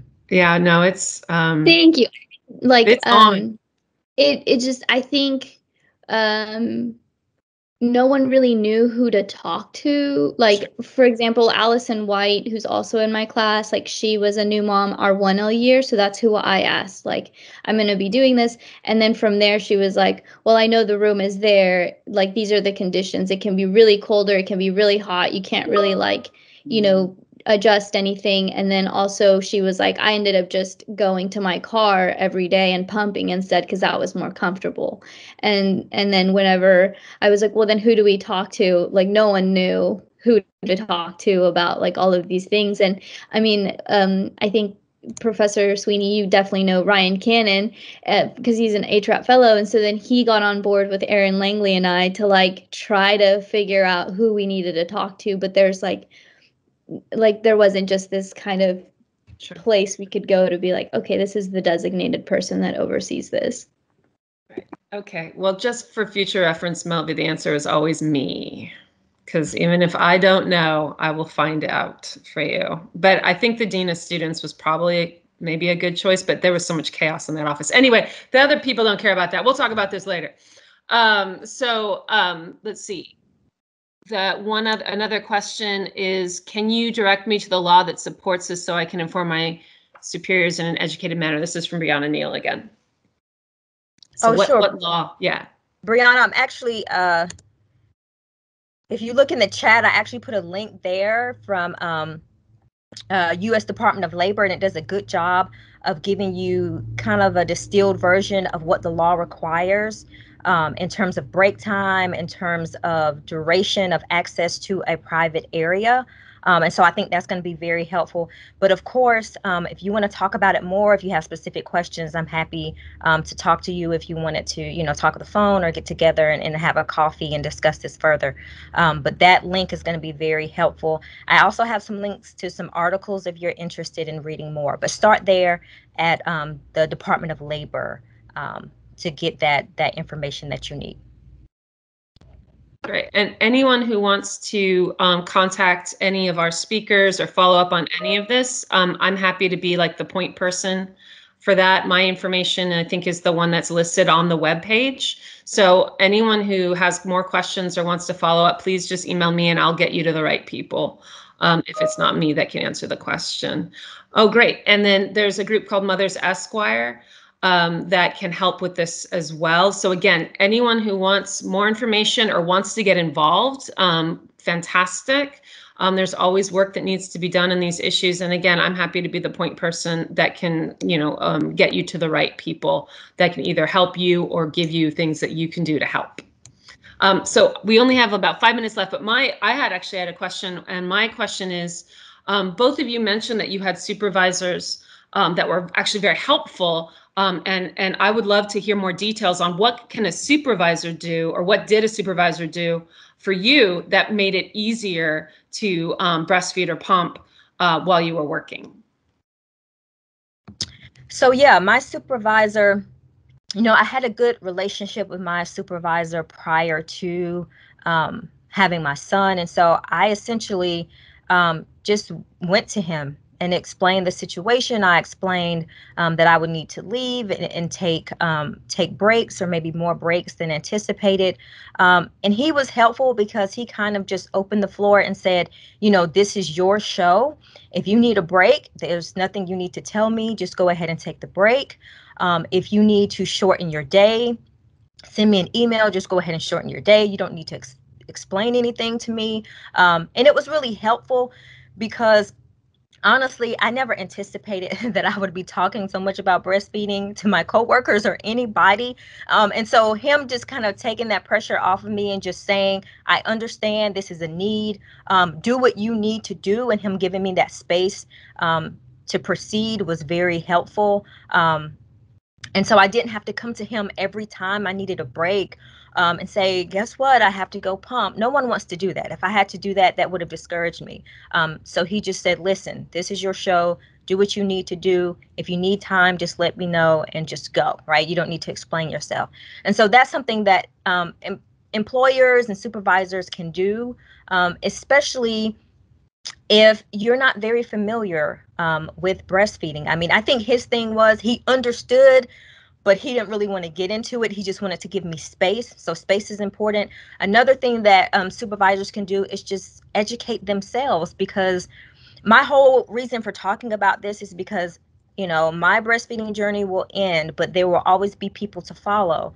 And so as a supervisor, there's always going to be the new mom up that's going to need this space. And so it's important to educate yourself so that you can help those that are under you, but also so that you can educate vertically, because supervisors are in meetings with other people in the organization that have more power, that can push for things like more time, lactation space, private rooms, scheduling, all of those things. So educate yourself, be an advocate, be an ally, and give space when space is needed. Absolutely. I think from the supervisor's point of view, when you find out that someone may be in a position where they choose to breastfeed, ask if they have plans of doing that, how you can support them once they return to work after their maternity leave.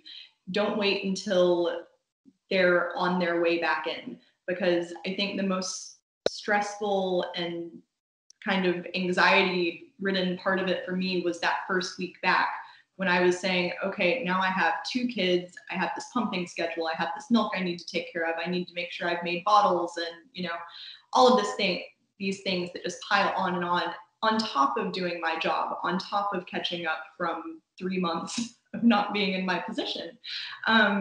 Thankfully, I have a very supportive partner. I have a very stable position that I'm coming from, but even then, that is a privilege, and that is something that everyone has. If a supervisor can get in there before the person leaves and has the baby or adopts, or whatever the situation is, that's more broadly towards parental leave. If a supervisor can get in though and say, when you come back, if you plan to breastfeed, what can we do to support you? What can we do ahead of time to make sure that this is the most success-oriented situation for you, and take some of that stress away? If there aren't adequate circumstances already, what can we do to make sure that is happening before you get back?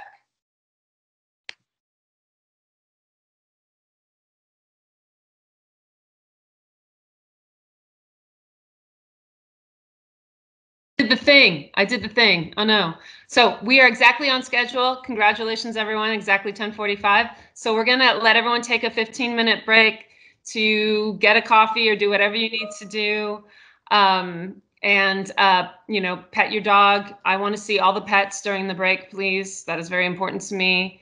And then we will come back at 11 and we'll start our second panel. So see you in 15.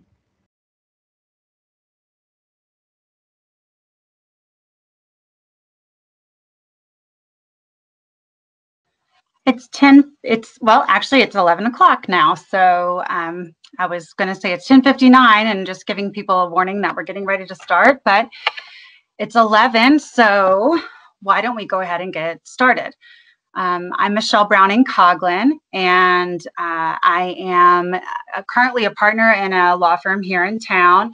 I'm actually getting ready to transition into a general counsel role for a company, and I'm looking forward to a different way of practicing law because I've been generally private practice the whole time that since I graduated from Brandeis Law School there.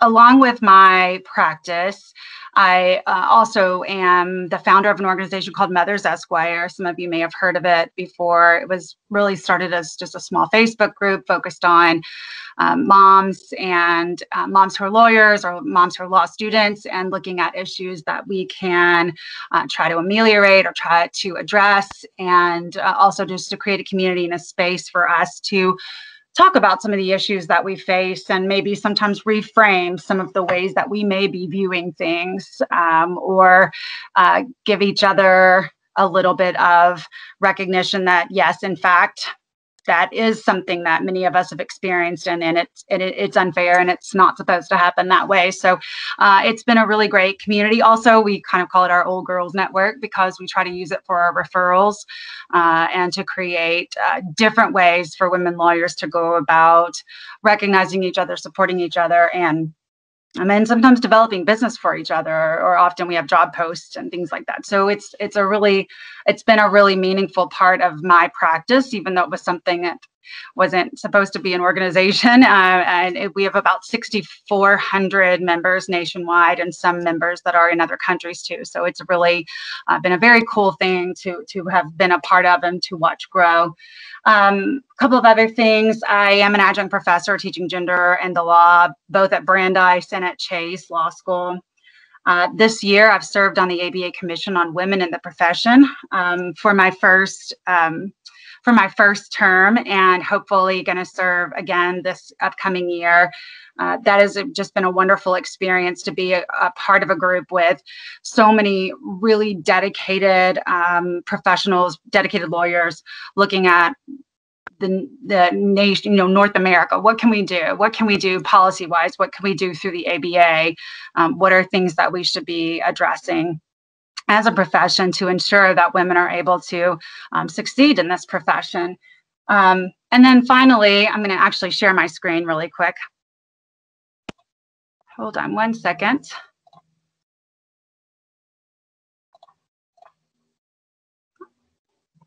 All right, can somebody in the chat give me a thumbs up if they can see my slide with the picture of a very pregnant me on it?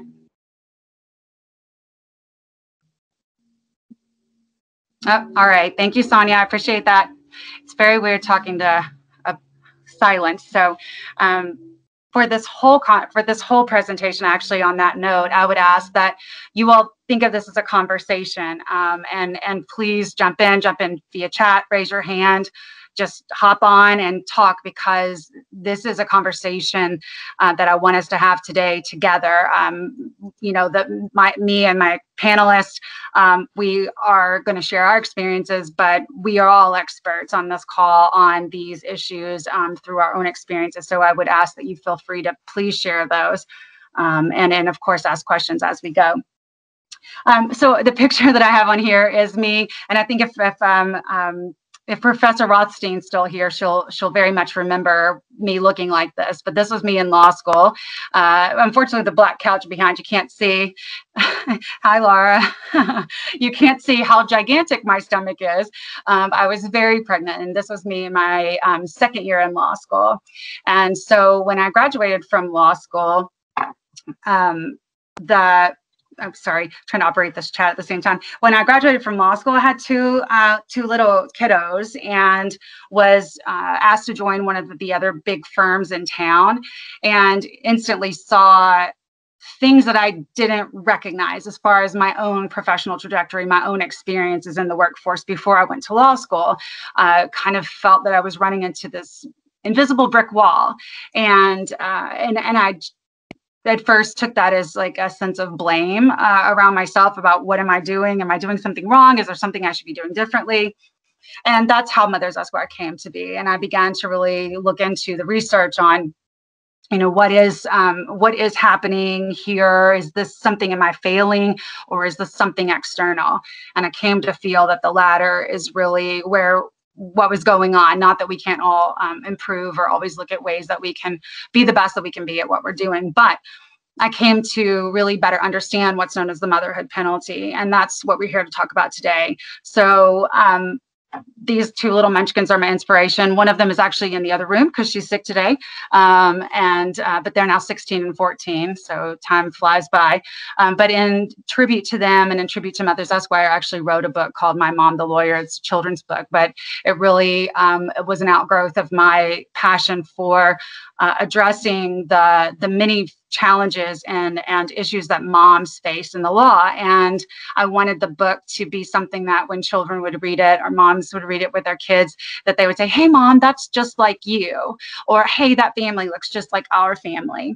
And to make them feel very proud of their mom, and to know that there are many ways that one can be a lawyer, and that they all have a lot of value, and that lawyers are community helpers and problem solvers, and that moms work really hard to do their jobs, and that sometimes mom might miss the school program, but that's okay. And that doesn't mean that she's not there with you and supporting you. And so anyway, if you haven't seen it, I'd be happy to tell you more about it, but it's available for sale. All the proceeds go back to Mothers Esquire to do things like make sure that there are accessible accommodations for breastfeeding.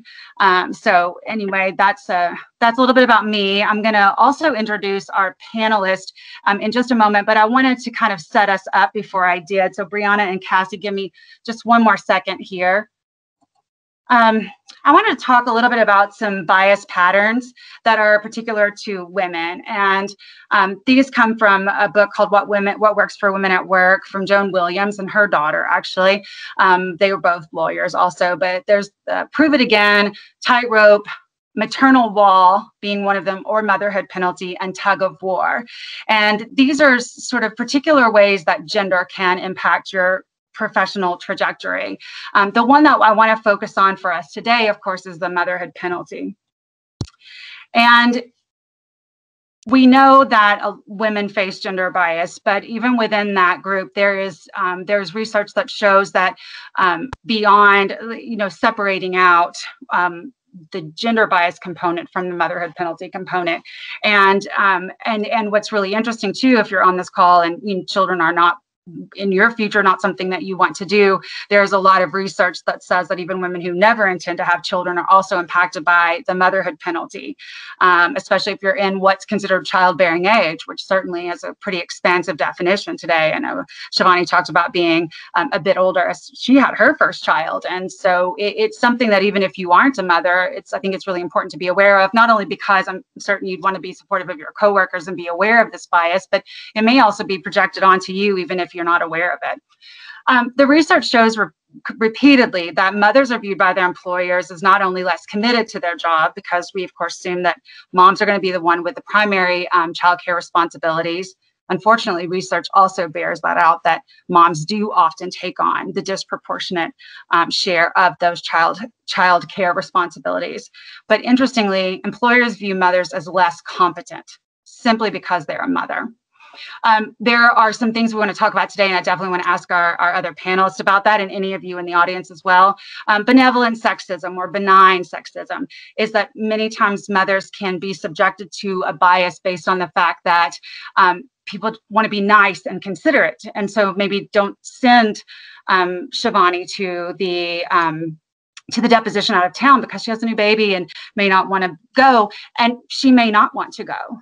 and that's a reasonable consideration. But she gets the chance to be asked, and the assumption should not be made about her. So when that happens, there's sort of a snowball effect too. If she doesn't get to go to that one, then the next time one comes up, they say, well, John went last time and he's already got it down. We should just send him again.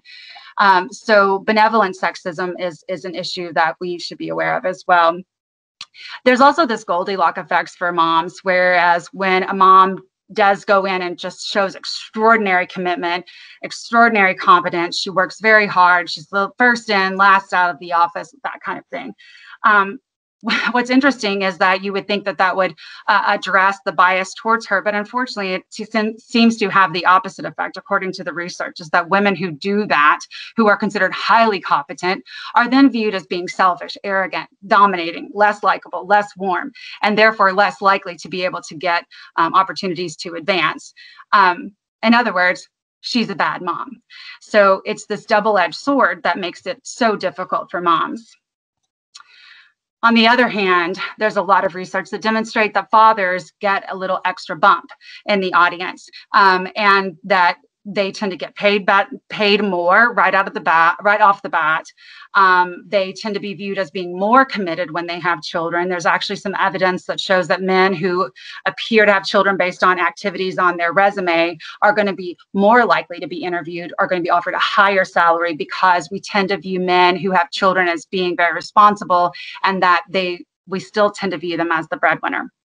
The question that is the flip side of that, of course, is do we allow men to engage equally in caregiving activities, or do they suffer also a bias when trying to engage in those activities in such a way that they tend to not want to pursue that, or not have the opportunity to pursue that, which then has an effect back on moms. And just quickly, the last concept I want to bring up before we jump in with our panelists is the significant way that this plays out.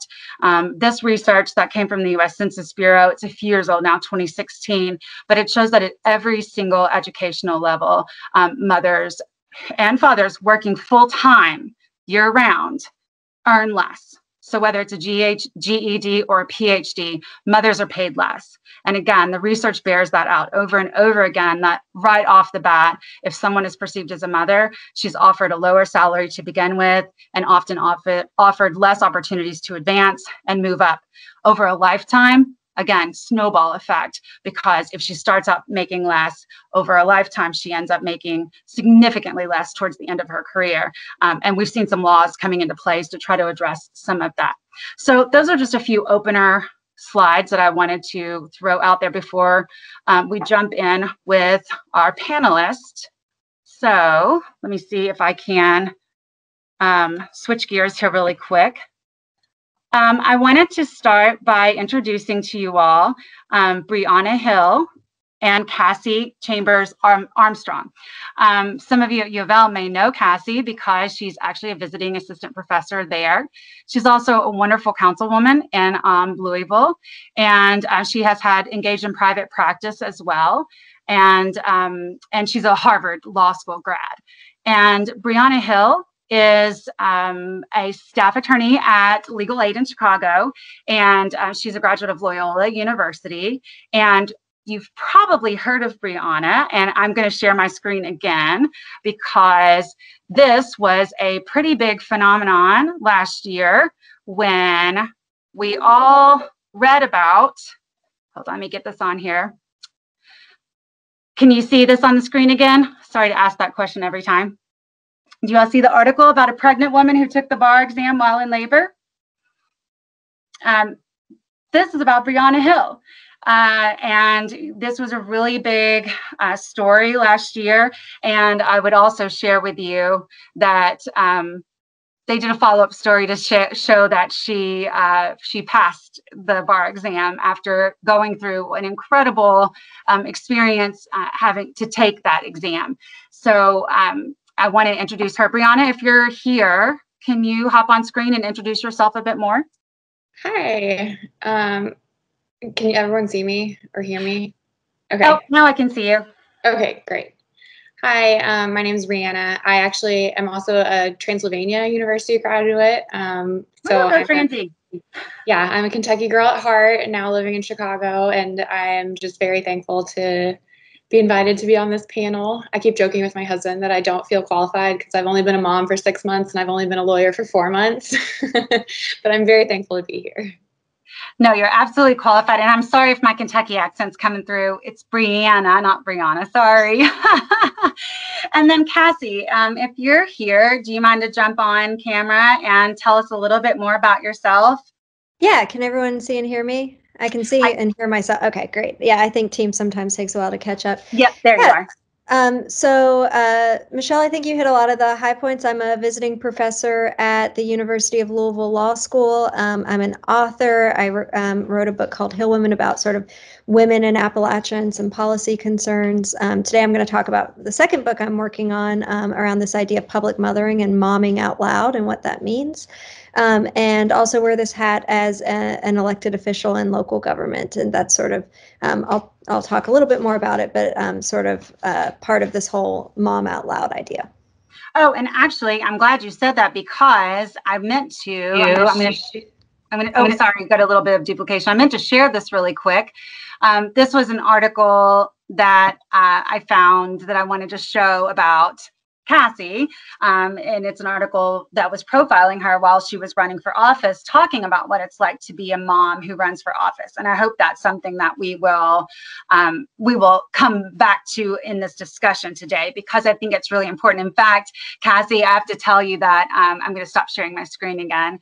One of the particular, let me see if I'm not as used to working with teams, so sorry if I'm going a little slow on this. So one of the particular profiles I wanted to ensure that I used in the My Mom, the Lawyer book was a mom running for office. And so there's a profile, there's like a page where it shows a sign that says, it says that my brother and I went to help my mom put up signs, and it says, vote for my mom on the little sign and the little graphic. And that was because of women like you who've been out there in the public talking about what it means to be a mom in leadership positions. And in fact, I always say it's I'm going to grab it real quick. I've got it behind me. It's like my favorite page in the book, because what I said was, it says, there's like, I don't know if you all can see this at all, but there's some pictures of some different moms, just kind of their faces. And it says, since she's a lawyer, my mom knows a lot about laws. And I think because she's a mom, she's very caring. And this is my favorite page. Being a mom and a lawyer makes her a great leader. And I wanted to express that specifically because I think so much of what we hear is the opposite of that, is that we assume that moms shouldn't be out in, we feel a lot of pressure as moms that we need to be always focused on our kids all the time, and that trying to do things like run for office are things that people will view us negatively for. Cassie, do you want to speak at all to that? Yeah, I put together just like a couple of quick pictures and slides. Is now the best time to kind of launch into that? Yes, go for it. That's great. Awesome. So let me, can you all see these slides yet? Yes, I can see them. Okay, cool. And if I do this, can you all now see just one slide? Perfect. Oh, okay. Look at those babies. Yeah, so just to sort of situate, these are my two boys. They are all of 16 months apart. The older is Cooper, the younger there is Mills. And these are my two little guys. And so one hat I wear is that very much of mom, and surrounded by two kids under 2. My oldest is just now 21 months. And the other hat I wear is Metro Council, sort of official representative. And this is a picture of me at a press conference a couple of weeks ago when we were introducing an ordinance to provide a right to counsel to low-income families who are facing an eviction. And so this idea of, I put on a suit, I put on real pants, kids are nowhere to be seen. And so in a lot of ways, traditionally, we think of these as being very different roles. Sort of momming happens in the private sphere. It's sort of something of the home. And then you sort of relinquish any of your mom identity to go out and put on your suit and do this other sort of professional thing. And so there's this idea that it would be unprofessional to have my baby with me at a press conference. Oh my goodness, what if my baby cried during the press conference? What if somehow this private sphere thing leaked into the public sphere? And so I know we're here to talk about the motherhood penalty. We know that it has a financial component estimated at about $16,000 a year. And Michelle did an awesome job of talking about the motherhood penalty and the fatherhood bonus and how that all sort of plays out. And we know when we dig into it even more, there are even more concerning factors. So we know, for example, the motherhood penalty is higher when we look at Black and brown moms. And when we look at the lowest paying jobs, the motherhood penalty is even worse. This is less money that people make controlling for everything else just because they're moms.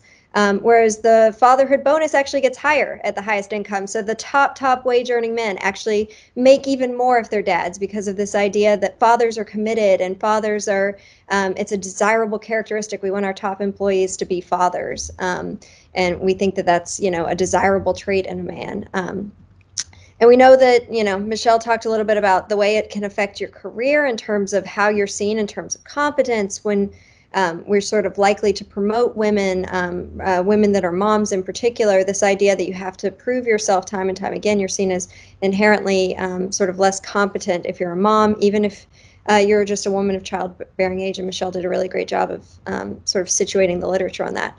And what I want to talk about just a little bit, and I won't take too much time, is this idea of the motherhood penalty as it applies to representation and leadership roles. So we know that of all the groups in Congress, we see the motherhood penalty in representation as well. And so out of all of Congress as a whole, actually only 6% of our elected officials are women with kids teenage age or younger in the household. And so this is we have 40% of families in the United States that have a child under the age of 18 in the home. 6% versus 40% is a pretty significant underrepresentation. We see that playing out on top of any other identity someone wears. So again, Black and brown moms, LGBTQ, all of that sort of whatever other identities you wear, the motherhood penalty adds on top of that for the sake of representation, and you're even more underrepresented. So we actually have more former prosecutors in Congress and people born outside of the United States than we do elected officials that have teenage kids at home, women elected officials with teenage kids at home. And the reason that it matters, representation, I believe that democracy functions best when it's representative of all the different constituencies. Motherhood is one identity you wear on top of a whole bunch of other identities. I think it's important that we acknowledge that and acknowledge the intersectionality of all of that. But the issues that you focus on as an elected official, as a policymaker, largely stem from your own experience. And so there had been a large push on Metro Council several times in the past to pass paid parental leave for city workers. It was something people had tried several times in the past to get passed, and those efforts hadn't really gone anywhere. They hadn't gotten any momentum. And until 3 years ago, there was actually no one on Metro Council that had children younger than school age at home. So there were no parents of young kids serving on our local city council. However, that changed. Councilwoman Jessica Green actually had a baby. She went into labor during a really heated Metro Council meeting last fall and delayed going to the hospital so that she could cast her final votes. I got elected and got sworn into office with my 6-week-old that you can see there as I'm sort of on this Zoom with a TV station. And we had a councilman get elected as well that has 2 young kids himself. And so the fact that we elected more parents with young children meant that we were able to pass paid parental leave for our city employees and sort of gave us the momentum to be able to do that. And so the whole idea of Mom Out Loud, and I'd love to answer any questions, and like Michelle said, I believe that these things are best when they're really a conversation, is this idea that part of the reason we have not enough women, not enough moms in elected office is we do have this distinction between public sphere and private sphere when it comes to mothering. So you can either choose to go full on private sphere, mother in private with your kids, or you can sort of leave your kids at home, and then head out and have this professional identity. But if you start talking about your kids in the workplace, people are going to think you're less competent. People are going to think whatever. And so we have these two very distinct buckets of identity. And what Mom Out Loud is all about, and it's a project I'm working on with State Representative Josie Raymond. She sort of coined the term public mothering, which I just love. And that's what Mom Out Loud is all about. It's this idea that you need to sort of take the identities and combine them. We need to break down those barriers and break down those buckets. And so if we think it takes a village to raise kids, we need to have the village be okay with those kids showing up in public facing spaces. So this is me getting sworn in with my then 6-week-old and my 18-month-old. That's State Representative Josie Raymond doing the swearing in my backyard because COVID times. But I'm spending a lot of time thinking about how we encourage and change policy structures so that moms can participate in more leadership roles, more elected official roles, more decision-making roles at all levels, whether it's in a business, whether it's in a law firm, whether it's in a nonprofit, or whether it's an elected office, because I believe that whenever we have moms making decisions about the things that affect moms, that's when we get really good policy changes. And right now we just don't have enough moms, particularly moms of younger kids, participating in those roles, in part because the systems are so broken, because childcare is so expensive, because childcare has so many shortcomings, because we don't have paid parental leave, because we have all these things that pile on top of moms and makes it really difficult for them to participate in these public-facing ways. That's part of this whole big cycle that then leads to the underrepresentation and people making decisions that affect moms and young kids that themselves aren't sort of experiencing those issues directly. So that is just a little bit of an overview. Let me get here and stop sharing my screen. But just wanted to sort of contextualize some of the things I'm thinking about in my work as an elected official and how that fits into the motherhood penalty. Cassie, thank you so much. That was excellent. And I want to circle back after we talk to, I want to talk to Brianna for a second and get her on screen again to further introduce herself. But then I'd like to circle back to those policy decisions, because I think this pandemic has been the most in-your-face example of the way that policies that we make around care, systems of care, end up impacting women. We've seen what they're calling a she-cession, as you well know, over the pandemic, because of the number of women who, because we didn't have even the patchwork quilt of care systems that we have in place in normal times, which is not effective to begin with, but then even that was gone, and what that has done to women's careers. But I'd like to switch over. Brianna, do you mind to hop on and tell a little bit more about yourself? And if you would like to talk a little bit about your particular bar experience, because I think most people on this call have probably heard about that before. Sure. Hi, everyone. Like I said, I'm Brianna Hill, and I am currently working with Legal Aid Chicago in the housing practice group. So I'm very excited to hear about the counsel for families going through eviction proceedings, because that is a very large issue. But yes, as Michelle alluded to, I am the woman who gave birth during the bar. But also prior to that, obviously I was pregnant during the end of my law school experience and job hunting at that time as well. And so I had a lot of fear and anxiety about going through the job hunt, but I also knew that I really wanted to be a mom. And so we just kind of decided that we were just going to figure it out, and that whatever happened, happened. And so through basically the whole summer of preparing for the bar and after graduating, I was interviewing for jobs. And one of the few benefits of the pandemic was that no one had to see me except from the chest up in Zoom interviews. And so I was able to do a lot of job interviews all the way up until I got this job 2 weeks before the bar. And I was very nervous because they wanted me to start on October 15th and my due date was October 20th or something like that. And so I would also like to recognize that I have been extremely fortunate, and I know that my story is very much not typical in a lot of ways, and that I have a female director of my practice group who is a mom as well of a young child. And so when I called her after I got the job offer, I got on the phone and I was like, so small detail, I'm 9 months pregnant. And I'm, due around the time you want me to start. Can I have at least like 6 weeks to push that start date? And she actually called me back and said, you know what, 6 weeks isn't long enough. Take 12 before you start. And I know that most people, it might not have been feasible, but for me, it was feasible to take that. And I was forever grateful to my director for even offering that as a new attorney and as a new mom. So then the bar is coming. My husband and I, we're not even speaking it into existence that my baby, his name's Cassius, was going to come before the bar. So we didn't have the car seat in the car. We didn't have a hospital bag packed. We were just not going to do it until after the bar, because I was exactly 38 weeks on the day the bar started. And so I'm sure most people here know it was remote this year. And so I was taking it right here where I'm sitting now. And the very first day I started at, I think 9 in the morning, and the first set till noon. And at 11:15, I felt kind of like a pop.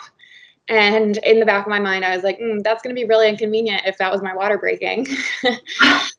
And so I finished the first section of the test, and I stood up to take my break, and it was very apparent that my water had broken.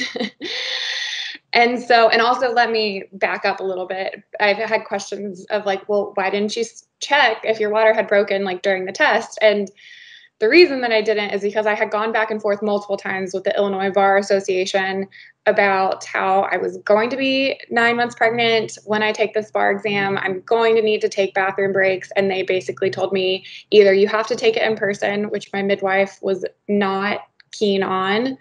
And I was not either because of the pandemic, or you just have to sit for 3 hours at a time and take the test. You can't leave the view of the camera, basically. Brianna, I just want to jump in to make sure everybody heard what you just said, and that to make sure that we point out that your experience is certainly unique, but not unique. That right. And I know women asking for accommodations have trouble all the time. Absolutely. And I know that there were a lot of other women having issues with like being on their periods or things like that, that they were also told you can't get up. Or breastfeeding and needing to breastfeed on camera, right? Oh yeah, exactly. Yes. So that's why I did not get up.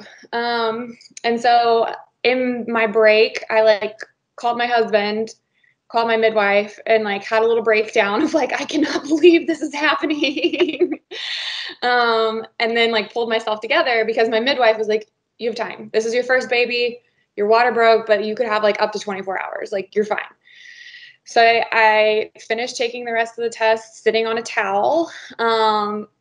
And by the time I finished the second portion, and in that section, I definitely started to have contractions. So I was like, oh no, I don't have 24 hours. So I started having contractions during that portion of the test. And then by the time I was finished, my husband had gotten home and my sister-in-law came over and packed everything for us while I laid in bed and labored. But immediately after I finished taking the test, I called the Illinois Bar Association and my bar processor to explain to her what was going on. But everything that had been told to us about the remote testing was you just need to have a secure location. You can't leave the view of the camera. There can't be any interference or background noise. But other than that, those are the rules, right? And so in my mind, I was like, I'm going to convince the hospital to let me do this. I'm going to push this baby out. I'm going to convince the hospital to let me do this. And I'm just going to be able to do it. And so I get on the phone with my bar processor and tell her what's going on. And she puts me on hold to go talk to her supervisor and is like, it's probably not going to be possible for you to be able to find a secure location in the hospital to take it. You should probably just medically withdraw. And I was just very much not okay with that answer. And so once again, the lawyer in me was like, well, she didn't tell me I had to withdraw. She just told me I should. So I looked at my husband and he was like, we're going to figure it out. We're going to figure it out. We're going to make sure you can finish this test. And so we get everything packed, we go to the hospital. It was a very fast labor, and by 10:30 at night, Cassius was here. And so at that point, my midwives also, I had a lot of preterm labor, and so I was very close with my midwives. We saw each other a lot during this pregnancy. And so they knew that I was taking the bar, and they were very concerned about what was going on. And so the team at the hospital figured it out. They got me a room for the next day, and my husband stayed with the baby while I took the first section. Then he brought the baby to me during the break so I could breastfeed him. And then I finished the second section, all while like being fairly anemic and like only getting probably like an hour and a half of sleep. I mean, anyone here who has given birth, I'm sure you can relate to all of that. Yeah, and so then I finished the test, and kind of it was just, I mean, mostly a blur, but at that point it was just adrenaline and relying on all the hard work that I had put in up until that point. But like I said earlier, like I realized that just in general and big picture, the level of support and the level of privilege and the level of encouragement I received, I don't think is necessarily typical. And I think maybe is a model of how things should be and should change going forward, right? I think a lot of the comments or not even criticisms, but things that people flagged in my story were, wow, it's cool that she did this and great, but why did she have to do it? And that is something that I have really tried to focus on anytime I talk about it, is that women and people in general who are trying to enter into the legal profession should not have to go to these extremes. And the number of women that I heard of after this that went into labor during the bar, but maybe like it was on the second day and then they went straight to the hospital, was astounding. Like, this was not an uncommon occurrence, but the women in general were so determined to become lawyers and also become moms that they just figured it out. Yeah, and so I'm extremely thankful for everyone that supported me through it. And I am hoping to now in the future use this story as a springboard for changing the systems that we have set up in the legal profession to make it more accessible for everyone. Brianna, I love the point that you're making here, because that's what, as you know, your story exploded within Mothers Esquire as a really a very important point of conversation. And for the most part, most of the comments to you were of congratulations and how proud we were of you and how impressed we were with your hard work and dedication. And you know, many of us not surprised, because this is what we women and we moms do. But I like the point that you're making, and I would invite you and Cassie, and also, you know, Shivani told a really important motherhood story, and her own motherhood story early with regard to how she had to manage to be able to get leave. And you talked about that too in your story. And then Joanne and Devin as well, anybody to talk through this notion of the superwoman, this notion of super mom. And, you know, Cassie talks about momming out loud, and I sometimes say that, you know, moms are viewed in this heroic position. And I think it was Ruth Bader Ginsburg. I think she was actually quoting somebody else. She talked about how it's a pedestal, being held on a pedestal that's actually a cage. And I feel that way about the whole super mom thing. Even in the hearings for the Supreme Court Justice, can you guys help me? My brain. Yep.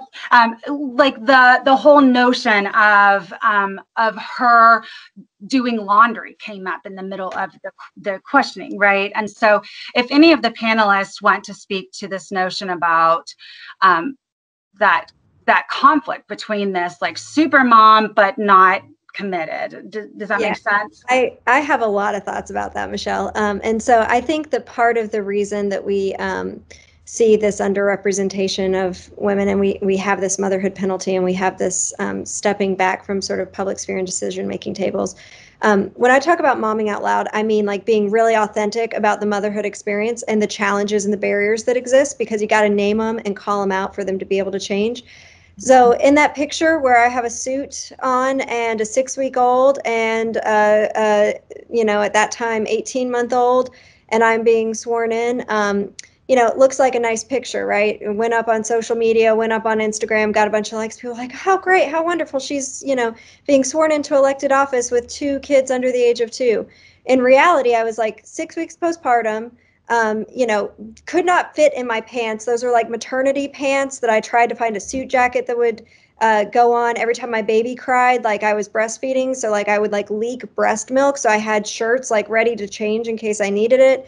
The toddler had just gotten excited about seeing me because we had picked him up early from, he was at my mother-in-law's for sort of childcare. He had like fallen backwards on a stair, on like the first stair, and hit his head, and there were tears, and I had scooped him up. Oh my goodness, you know, does he have a head injury? And so, and I was waiting for you to say he'd wiped his nose on your suit sleeve, because Lord knows I've gone to work with that on me before. The baby had spit up on a suit jacket earlier. That, you know, it's just all the stuff, right? And so I think we don't talk about that part of it, right? We sort of talk about like, oh, it's great to have moms in decision-making positions, or it's great to have mom lawyers, or it's great to have both of these hats, and like, look, you can do it all, right? But we don't talk about how like the systems we have in place and the expectations we have in place make it really hard to do it all, and what doing it all is a really difficult, challenging thing, and what it means to sort of do it all in the way that you can, while also dismantling the barriers that make it really hard to do both things. Because it shouldn't be that you have to be a superhuman person to both sort of have a professional life and have a personal life. It's because we don't have the right systems in place, and we don't have the right policies, and we don't have the right attitudes, and we don't support families in the way that we should.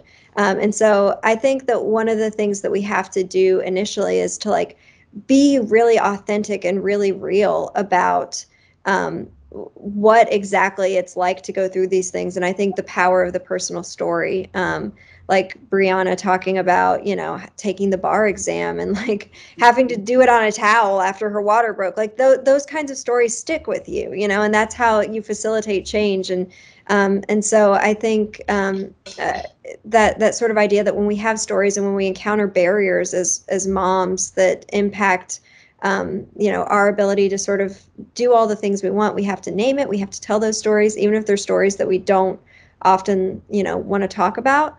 They're things that typically aren't sort of part of that conversation. I think just being really honest and authentic is a really good first step. I love that you're talking about that. Like, I'm in love with this notion that you're talking about, Cassie, because I think that was when Mothers Esquire started becoming pretty active as a community. That was one of those things that I think that without thinking about it, that I was trying to do. And so I would post unflattering pictures of myself in situations and like sort of saying like, I don't know what I'm doing. Like, I've had this terrible day, or I just spilled coffee all down my shirt on the way to school, or, you know, that I took a picture of myself with half my hair done, half my hair not done, and putting my makeup on in a bathroom after dropping the kids off for school before I get to work, just because I wanted it to be this notion of, if you feel like this is what your morning looks like, that's okay. Because, you know, too, we look at these other people, like I look at you and I think, oh my gosh, amazing. I look at Brianna and I think, my gosh, amazing. And Shivani and Joanne, and, you know, but that Facebook image of everything being perfect and that beautiful picture of you at your swearing in ceremony, like the story behind that picture really does matter. And we often don't see that. And so I think for moms, so often we walk around with this notion of everybody else has got this figured out and we don't. So I really love this. And I'd like to also spin off of something else that you said both earlier and like listening to Brianna's story about her husband helping. I think Shivani mentioned something about that too. But that, can you imagine if this seminar were called Fatherhood in the Law? what would the response have been? Because we talk about this issue, and then it's just like there's so many articles about this, but we don't have the expectations, I think, for men that we have for women. And so the unpaid labor issues that you've brought up, and looking at the parental leave, like I was really excited to see that labeled as parental leave, because one issue that I think is really important is maternity leave. We still have so far to go in this country, but we don't need to talk about maternity leave. We need to talk about parental leave. And Cassie, if you don't mind for me to come back to you again, can you tell me a little bit more about what you think about these kinds of policies, and why you think we have to be very careful about the policies that we craft so that we don't unintentionally further reinforce sort of ideas about moms or myths about moms and the motherhood penalty? Yeah, no, I think it's a really great question. And so the ordinance we passed provides an equal amount of time for both mothers and fathers, because the data shows that whenever we just provide leave to moms, maternity leave, that it actually sort of sets in motion this idea that it sort of reinforces the idea that mom is the primary caretaker. You spend 3 weeks at home with the child, you bond, the father doesn't sort of have the ability to do that. And it just starts this cycle where you get to know your kid. With both of my kids, I had more time at home with them than my husband did. And I got to know them. I got to sort of know like how to get them to stop crying. Then it's really easy to just sort of stay in those routines. And so it's been shown that if you provide parental leave to fathers, that it leads to a more equitable distribution of the household labor measured at like year 5 of the child's life, increased satisfaction with fatherhood and engagement with fatherhood at year 5. Fathers who have parental leave are more likely to read to their children throughout their middle school years because they start that process of sort of reading with them and bonding with them early on. So it's really important that if we're concerned about some of the stuff around, division of labor, moms sort of taking on more of the work, part of that is also focusing on policies that affect fathers as well. Yes, thank you. And Brianna, I wanted to give you a chance if you wanted to comment on any of the things that we just said, or even bring up a new topic. Yeah, well, everything that Cassie was saying was making me reflect on my experience as kind of literally giving birth to a human and to my career at the same time. That's a good way of putting it. Trying and I don't know how many law students are on this, but I've definitely felt pressure. I feel pressure currently as a new attorney to like be that superwoman. And then also on top of it, I kind of like came in with this ridiculous story that everyone knew about. And so I also felt like, but even without that, I would have felt the same of like, okay, I have to like prove that I'm a dedicated employee. I have to prove that like I'm a good mom, but also that like I'm a really good attorney. And I would catch myself thinking that so many times, but it is just so internalized in us as women that this is something that we have to do. And one thing, I really just love my director and my boss so much. And one of the very first things that she told me when I told her I was pregnant was, we don't apologize for our children here. And so that is like the tone that she has set for her practice group, that we like, there's multiple parents in our group. And that is just her attitude, is we don't apologize for our children. So that is reassuring to me as a new attorney and a new mom to be like, okay, like I can do both of these jobs and I have someone in my corner that understands what it's like. But it's still just like this general societal pressure that I'm sure everyone here has felt of, you have to work doubly hard to show that like you are dedicated. And I hate it because it is just like so internalized. I'm so glad you brought that up, because I think there's a good question. I'm going to jump on Joanne's comment in just a second, is that to this day, I'm still the room parent for my younger daughter's classroom. I feel like, I think that was so hard for me, is that I would continuously think of myself like I needed to have on an apron and pearls and bacon cookies when my kids get home from school. And meanwhile, I'm like this, dedicated lawyer, and I want to know everything about how to prosecute a trademark and how to, go after an infringer, and just how to reconcile those images in my own mind, how to feel like I'm doing enough, and how not to constantly criticize myself. Because when we've got, I sometimes talk about a brick wall, because like something I recently said, and I don't know if our Sally is on here yet, but I said this at a meeting that she and I were at together. I said, I just don't want any more programs telling me how to scale the wall that's in front of me. I want programs that are talking about how we're taking the bricks out of the wall. That said, I think that we do have to recognize that internalized voice that we put on ourselves to say that we're never doing enough and we're never living up to these sort of unrealistic expectations.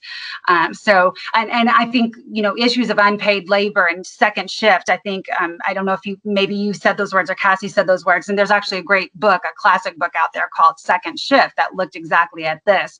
And I think paying a lot of attention to the impact of unpaid labor on women's lives, not just mothers, all women, but certainly mothers take on a large proportion of that. What that does for women's lives in terms of our career potential, our value, the way that we are considered for the pay issues, the pay inequity issues. It's like we're doing a whole economy of labor over here that's unpaid. So there's so much that gets into that. Let's see, there are some comments coming up in the chat, so I'm going to turn to those really quick. Joanne, Professor Sweeney said one of the important parts of leave is for new fathers is to make it or to use it or lose it system, so that fathers actually have incentive to take the leave. She talks about that they did this in Spain and they made men take more leave. And then there were studies that showed after that occurred that the men actually wanted less children. So, not surprising somewhat that when you have to actually engage in the unpaid labor of childcare and the actual day-to-day of that, and you're expected to be an equal contributor to the parenting tasks, that you have a greater appreciation for what work that takes. So thanks for bringing that up, Professor. And then, hold on, let's see.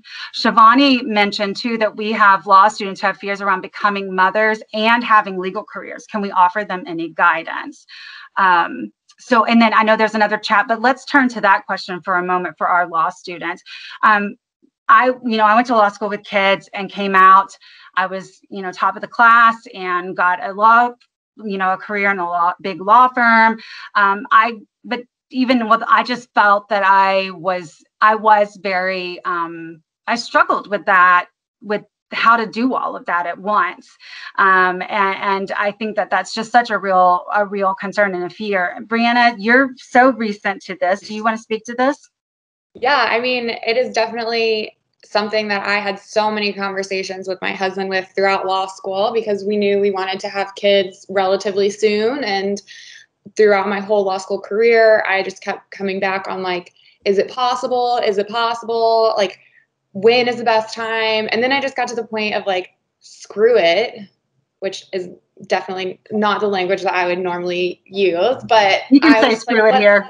Right, exactly. But I was like, whatever, I don't care. Like, I'm very good at law school. I'm going to be a good mother, and I'm going to do good at both. And I would strongly encourage any law students thinking about having kids or becoming mothers that you have confidence in yourself and go after the jobs you want.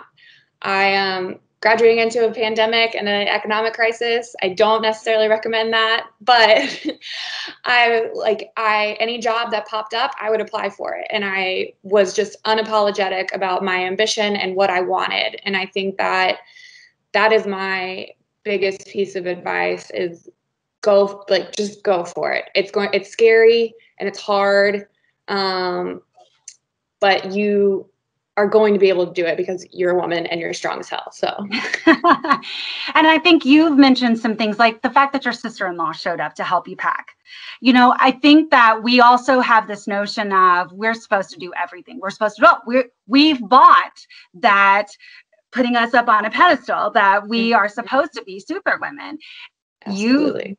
There's help, get help. You know, exactly. Often the advice that gets posted to Mother's Esquire is around, you know, what can you outsource? Mm-hmm. What can you get help? What can you let go? Exactly. Tiffany Dufu wrote a great book called Drop the Ball that's talking about how we, and especially lawyers and law students, you know this because right now you're in there striving to get the best grades you can, and you've got that driven personality where you want to be a little bit perfectionistic. And I feel like I've really applied that to my motherhood, my wife duties or my partner duties. Like all of that, you know, has applied, and I've had to step back and say to myself, I don't have to do it all. And I don't have to do everything perfectly. And, you know, and sometimes also kind of recognizing that my so is probably really good. Right. And giving myself a little credit for that. Right. So I think that, you know, thinking about resources and support, and, you know, you're naturally doing it and building that up around you. And we have no family here where I'm at. So it's finding other resources and other ways of building your own family and systems of support. And Don't you Michelle, think? can Go I ahead. add just a little context around that? I think it's really important to sort of think about like who are the moms of the sort of young kids, the school age kids, the like really active sort of, not that you're not actively mothering when your kids leave the home, but there are special challenges around having young kids. And so currently 80% of new births of people becoming moms are millennials, people ages 24 to 39 currently. And we know that millennials, more so than any other generation, have been raised with this idea that you can and should have it all. It's the generation that's been told, not only are you able to have a career and a family and an extracurricular life and a social life, it's the social media generation that sees images of people doing it all on Facebook and on Instagram and thinks, okay, I have to do it all. And so we know that millennials value motherhood. 52% of millennial women said that being a mother was one of the most important goals to them, and it outranked having a successful marriage, which 30% said was important to them. Owning a home, 20% said was important to them, and having a high-paying career, which was 15% said was important to them. So motherhood is something that is really important to millennial women. However, this idea of having it all, you know, motherhood's important, career is important, home is important, social life is important, the perfect Instagram picture is important, has led to the millennial generation actually reporting more stress and depression than any other generation that has come before them. Only 6% of millennials say that they feel like they're earning more than enough necessary to cover basic expenses. Over half said that a $500 expense would sort of set them back. And so this idea of having it all without a real discussion about the realities of the situation that a lot of millennials find themselves in with debt, student loan debt, all of this other stuff, the things that have made it more difficult for them to achieve the things they've been told that they should achieve, has to be part of the conversation too. And I think it's important, a lot of us, as we talk about support, you know, we've all talked about our husbands and our families and childcare and my mother-in-law who takes our kids. More than half of millennial moms, 57%, are having a baby outside of marriage, and they're trying to navigate motherhood in this system as sort of a single parent, in a system that's still built around this sort of heterosexual two-parent male head of household family dynamic. And so I think, again, in my mind, a lot of it comes back to the policies, this idea that we have this whole generation that is sort of the people stepping into motherhood right now. And they're more depressed, they're more stressed, they're more in a more financially precarious situation than any other generation that has come before them. And so, of course, it's going to feel like it's hard to have it all. And so I think all of the advice around sort of acknowledging how to build help, how to build support, all of that's important. It's also just important to acknowledge, like, there are real systematic policy issues that we need to be thinking about around student loans, around childcare affordability, around public education, all of this stuff. Kathy, thank you for bringing that up. I mean, I think it's back to, please stop telling me how to scale the wall. Tell me what we're doing about the wall, right? What are we going to do about the policy changes? And it's not a quick fix. It's not simple. That doesn't mean we don't undertake it. And so that doesn't mean we can't talk about the one brick that we can address, the one brick that we can focus on. And for people who are in positions of leadership like you, hopefully 4 or 5 or 6 bricks that you can take on. And why we need more moms to not say, not doubt themselves or not doubt that they have an important voice to share, and then, or say it's not a good time for me now to go and try to run for that office or to apply for that job. That reminded me of something that Brianna said earlier that's a little bit on the same note. And that was, she said, I just applied for the jobs. I applied and applied.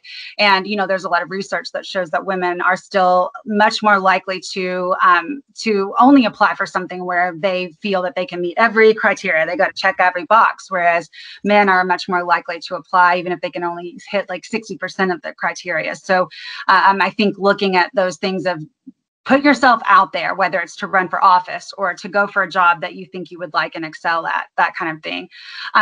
We have 15 minutes left in this session, so I wanted to go back to a couple of the comments and specifically also invite any of our earlier panelists to join in, either on screen or on the chat. And I wanted to invite you to ask more questions in the chat or raise your hand, whatever you feel comfortable doing. And I wanted to go to the 2 comments that are currently in the chat that we didn't discuss earlier.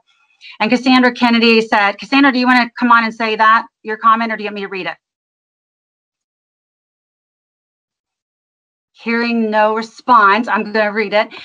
So Cassandra talked about, oh, okay, good. Thank you. Mic issues. That she said something about, like in Mother's Esquire, one of the discussions that when I was talking about trying to be vulnerable, when I, you know, as I'm learning things in real time, I'm trying to share them with the community and get feedback and sort of explain a thought process and see what everybody else thinks about it. And one of the things I talked about was, you know, not feeling like you need to take on that unpaid labor, making sure that you're aware of unpaid labor that can come up at home and at the office, and knowing it's not necessarily your job. And certainly if somebody's asking you to, you know, make coffee or make the coffee or make copies, and like push back on that. That's not your job.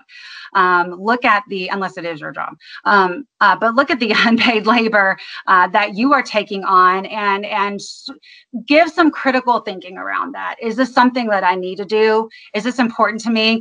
Here's an example.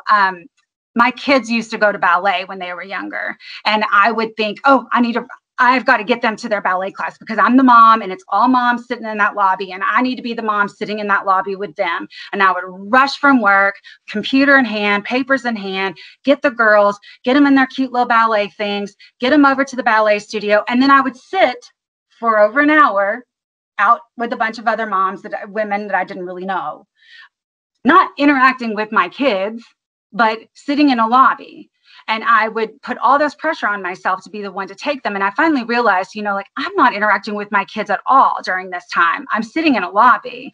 And so I started thinking about, if I've got a limited amount of time, I'm going to focus on doing things, my unpaid labor, my volunteer activities that are going to have me with my kids, those things, the kids. And at work, I'm going to focus on those volunteer activities that are going to advance my career or bring me joy, happiness, and fulfillment. If it's not doing that, then I'm not doing it. And kind of like reapplying that critical thinking lens on that. And I love Professor Rothstein's anecdote talking about her husband learning a little bit the hard way about unpaid labor when he volunteered that he would be the Girl Scout cookie mom. Which, of course, by the way, do you still find yourself calling things like room mom? Or that's because we've put that into our language because we assume that's a mom's role. But anyway, he found out really quickly that can be quite the job. And when he had to go to a training session with all women and do all that. Professor, did you want to speak to that? Yeah, I think you can hear me. Yeah, this is such a wonderful program, all of it. I am so impressed with and it takes me way back because these are issues I dealt with in different ways many, many years ago. My first teaching job, the president of the university wanted to fire me because I was pregnant and was going to have a baby in September. But I had a dean, a male dean, who went to bat for me. And this is before Pregnancy Discrimination Act, so he could have legally done it. But someone went to bat for me and kept that from happening. But I've had those experiences over and over. So it's so important to hear new voices and new issues that arise. I'm thinking about when I was dean at the law school. I don't recall anyone raising the issue of having a breastfeeding room because we didn't have that many women at that point, but we do now. So I'd like to think if I were dean today that, but sometimes you don't get that message to the right person. So I would say be persistent. Don't just stop at one person because it may not be the person that can help you take that brick out of the wall. So I was going to say, sometimes those bricks are a little heavy to move and you have to keep lugging it a little bit. And, go ahead, Professor. Somebody else to help you with that lugging the brick. So great. Yes. Oh, and Professor, too, I just have to say it sort of comes full circle, right? Because you had that experience. And then there was a new mom-to-be who called you back in 2004 or 5 and said she had just gotten accepted into law school and wanted to know if you would give her some advice. And you did, right? Yeah. Yeah. So it's just amazing how that passed on. And by the way, I would also say to Professor Rothstein that she was no longer, so she did help me. Obviously, I'm talking about me. And she did help me with that transition. By the time I came into school, though, she was teaching again, which I was so thankful for because I got to have the joy of having her as a professor. But I pumped in the plastic couch in the basement of the law school library the whole time I was in law school. I didn't know to ask for anything better.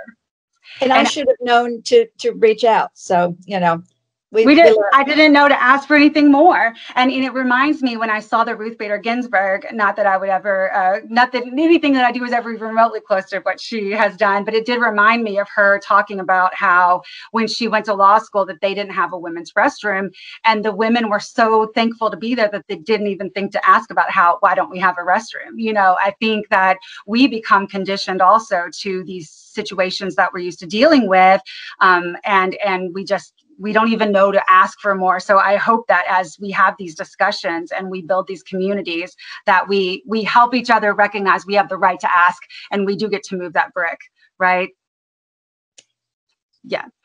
Professor, thank you so much. And I see Shivani has her hand raised. Shivani, would you please you join us on video?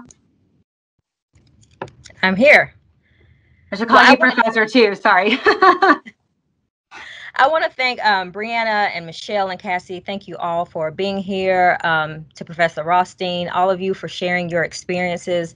I think kind of what Michelle is speaking to with contacting Professor Rothstein is that we all have to reach out horizontally, vertically, to ensure that we're pulling other moms into the fold, because we all know when you're a new mom or even a mom who's been in the mom game for a long time, you're just trying to make it, right? You're just trying to get through the day and the week. And so you can fail to actually advocate for yourself or consider how you may advocate for others. And I'm specifically thinking now about us in the legal profession, our paralegals and secretaries and administrative assistants and people who have even less power and positioning than we do, that it's important to reach out to them as well, and then to hold those who are in our upline accountable for hearing our voices. And so I wonder if you all could just speak a little bit to how we can begin to build those networks and bring all mothers into the fold, so that for those that don't have voices, we can be a tool for amplifying, our unique needs. Thank you, Professor. I really appreciate you bringing that up. And I think that gets to two different issues, and I'll ask all of our other panelists to speak to it too. But I know the former ABA president, I think her name is, her last name has just gone right out of my head as soon as I tried to say that. I'm getting old, you all. And anyway, she has a phrase that says ladders down. And what she means is if you've had the privilege, the help, the hard work, all of those characteristics, you know, combine to get to somewhere. You've gotten up a ladder. Make sure that ladder stays down, and that you're helping others along. And I think at the same time, Cassie really did such a great job of bringing in the issues of intersectionality, and that as part of the ABA Commission, one of the research studies that we've most recently put out is looking at the way that women of color in the profession do face so many other barriers and challenges, and how we all of us have a responsibility for playing a role in making those changes. And I love the point that you're making too, Shivani, about the staff and law firms, because I've seen that play out myself as a practicing lawyer, and that we have a tendency to like think about what do we do to help the lawyers, but there's a whole other segment of women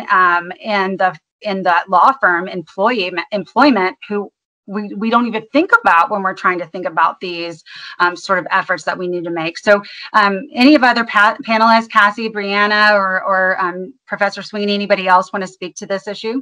So I would love to just say that's kind of like the whole idea of Mom Out Loud. It's this idea that we have not just the ability, but almost an obligation to talk about the things that make being a mom hard.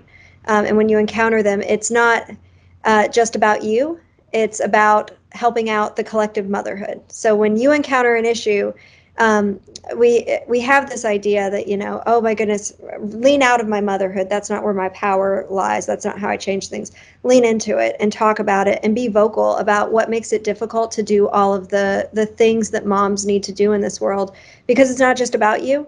If you have the privilege to be able to do something and to advocate and to point out these issues and these challenges and these walls, there are moms that don't have that ability. And so it's about doing what you can to sort of help the collective motherhood. And if that means going to the meeting about the local park and like how the safety concerns around it and representing the voices of parents with young children, if that means running for school board, if that means talking about the need for a lactation, you know, having that conversation about a lactation space at your law school or at your office, if that means going to a public meeting about affordable childcare or advocating that your company implement a paid parental leave policy, do those things, make the challenges visible, and sort of lean into motherhood as a source of power to make change.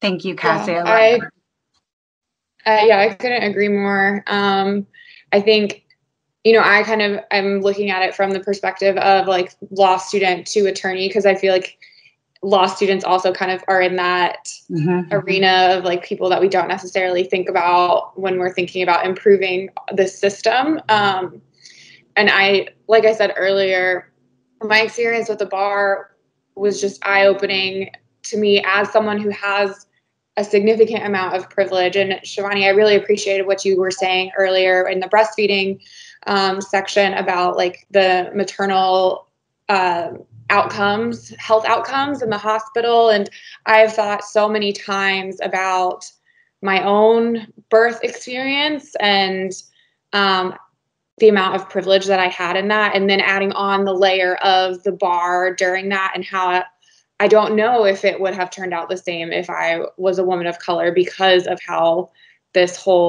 our system is set up, right? And so I, through this experience, have really tried to advocate and be a voice of this system is messed up. This system of admitting people into our legal profession has significant barriers.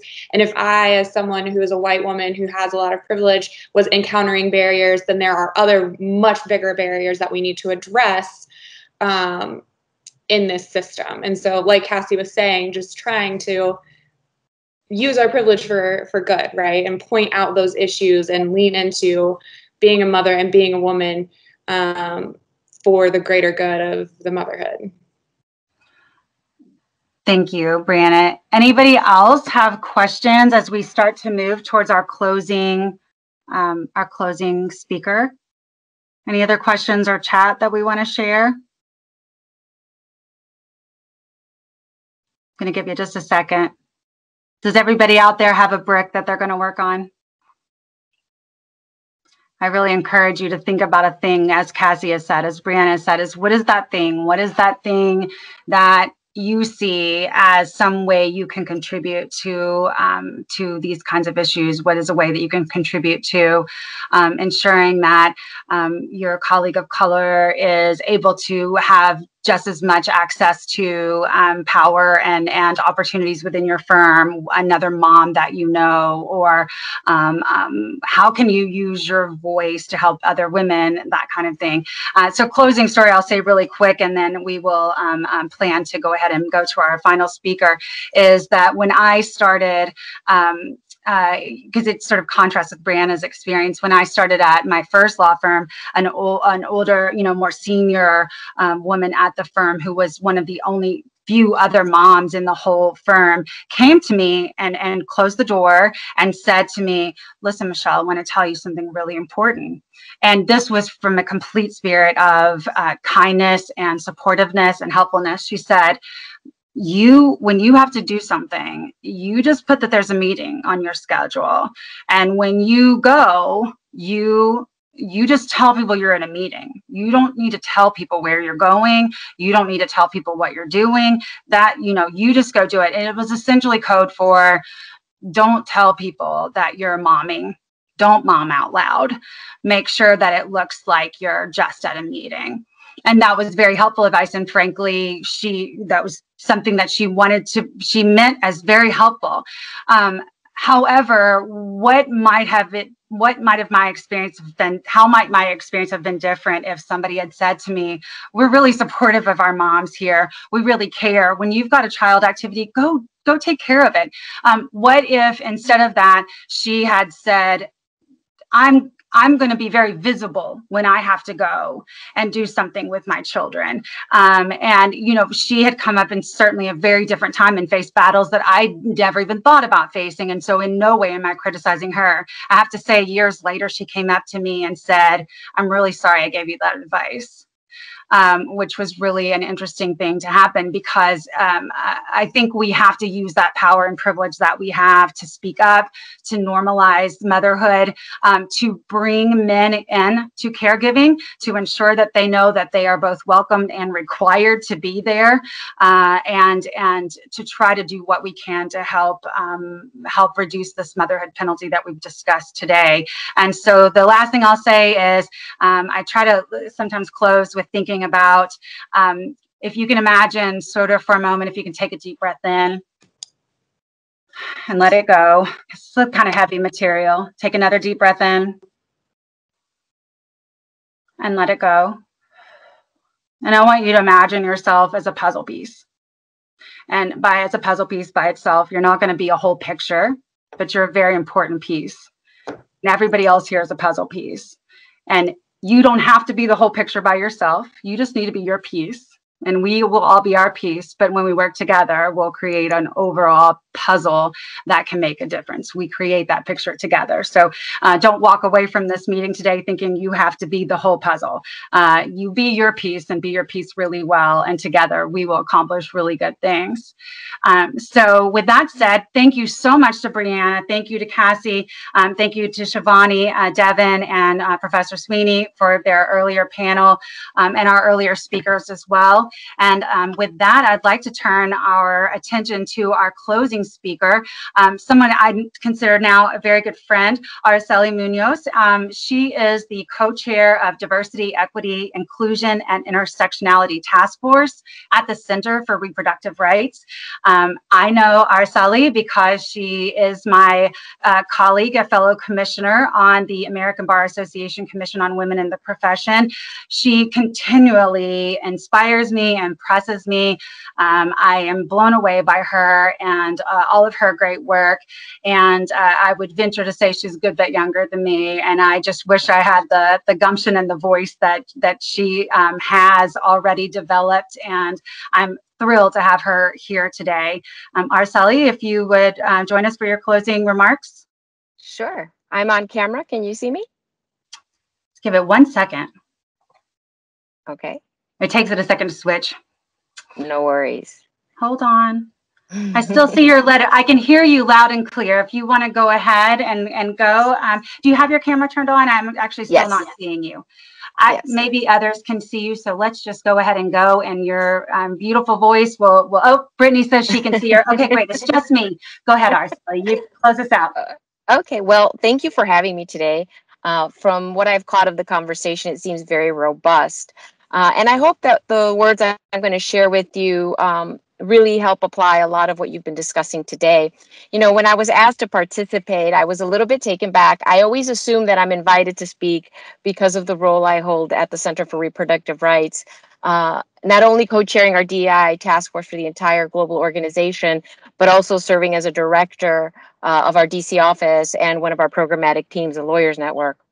But, you know, I think that today I wanted to take the opportunity not just to apply that lens, but a little bit about what motherhood and parenting means to me. And in particular, that because I'm not a parent. And I think part of the reason I'm not a parent is a lot of the discussion that has been had today and some of the concepts that you've started to discuss. I'm a Latina woman. And in thinking about parenthood, my partner and I are right now going through the process. And before I continue, I will also say my full disclaimer. I am here in my own representation, not that of my organization. And the thoughts and ideas I'm about to share are my own and my own experiences. But my partner and I are considering having a family. And my partner is majority, and I am a minority woman of color. And in our conversations that we've had about parenting, about making the decision to have a family, my lens is very different, not only because of our genders, but because of our cultural backgrounds, our economic backgrounds, and our life experiences. Right now, we are in a world where, let's make no mistake about it, women are under attack. And if we peel back the layers, women of color are under attack, not just in our workplaces, but in our homes, in our communities, and in our country. And as we deliberate having a family, it's hard for me as a Latina, first generation immigrant, to remove myself from the experiences of my fellow Latinas, even though I am in a position of privilege, even though I am a lawyer in a leading global organization. It is hard for me to divest myself from the impact and the meaning of that. Because if I have a child, I have to think about things not just about, can I give them a home? Can I be there after school or when they need it for critical meetings? But I have to think about basic things like, are they going to be safe? Are they going to be thought of as being undocumented, especially when I see kids who look like me being put in camps? I see the way that women in our community are being treated. And I see how my sisters in other communities of color are being treated right now, being victims of violence. So I think about that and I think, is this a journey that we want to embark on?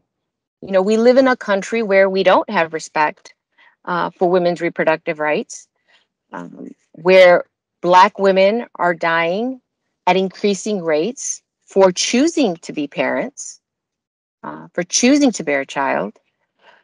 We live in a community where the decisions that women make, we have states that pass laws to restrict access to reproductive health care, in particular abortion, and yet pass so few laws to support women in motherhood. Last year, states passed over 450 bills, or I'm sorry, introduced over 450 bills restricting abortion care access, which is a type of health care needed in our spectrum of reproductive health during our lifetime.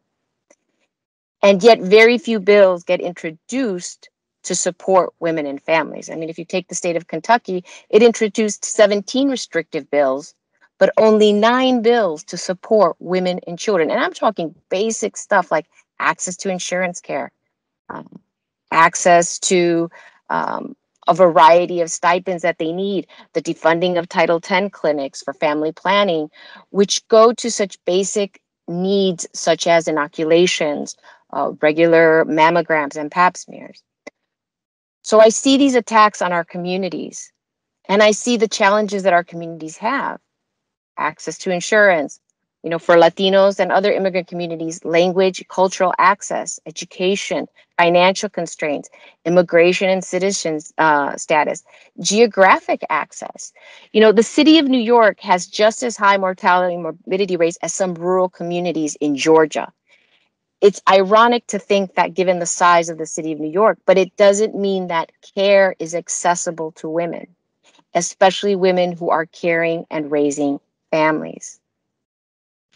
We have over 4 million births occur in this country every year.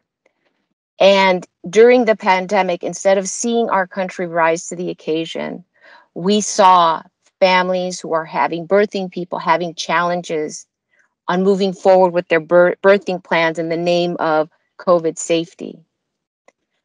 Communities that were already vulnerable to bad maternal outcomes. We still see that these birthing people are 3 times more likely, and this is Latinos and African Americans, 3 times more likely to be infected by coronavirus, 2 times more likely to die from it. And they are the majority of pregnant people in this country. So it is demoralizing. And as we consider our decision, all of that is the lens in which I approach that decision. And I look at my profession. I love being a lawyer. I'm proud to be a lawyer. I really take to heart the oath that we all took to uphold the Constitution and the rule of law. But it's very hard, as many of you have discussed, that despite that, our profession lacks real equity for women, for parents in any meaningful way. It is mind-boggling to think that Black women lawyers are hired in greater numbers in law firms than Black men, but Black men are more likely to make partner than Black women. And it is crazy to think that the numbers of Black women in law firms, or Black lawyers, in general in the legal profession, has not moved in 10 years. It is astounding to think that Latinas are 1 in 4 women in the United States, and yet we're less than 3% of the legal population.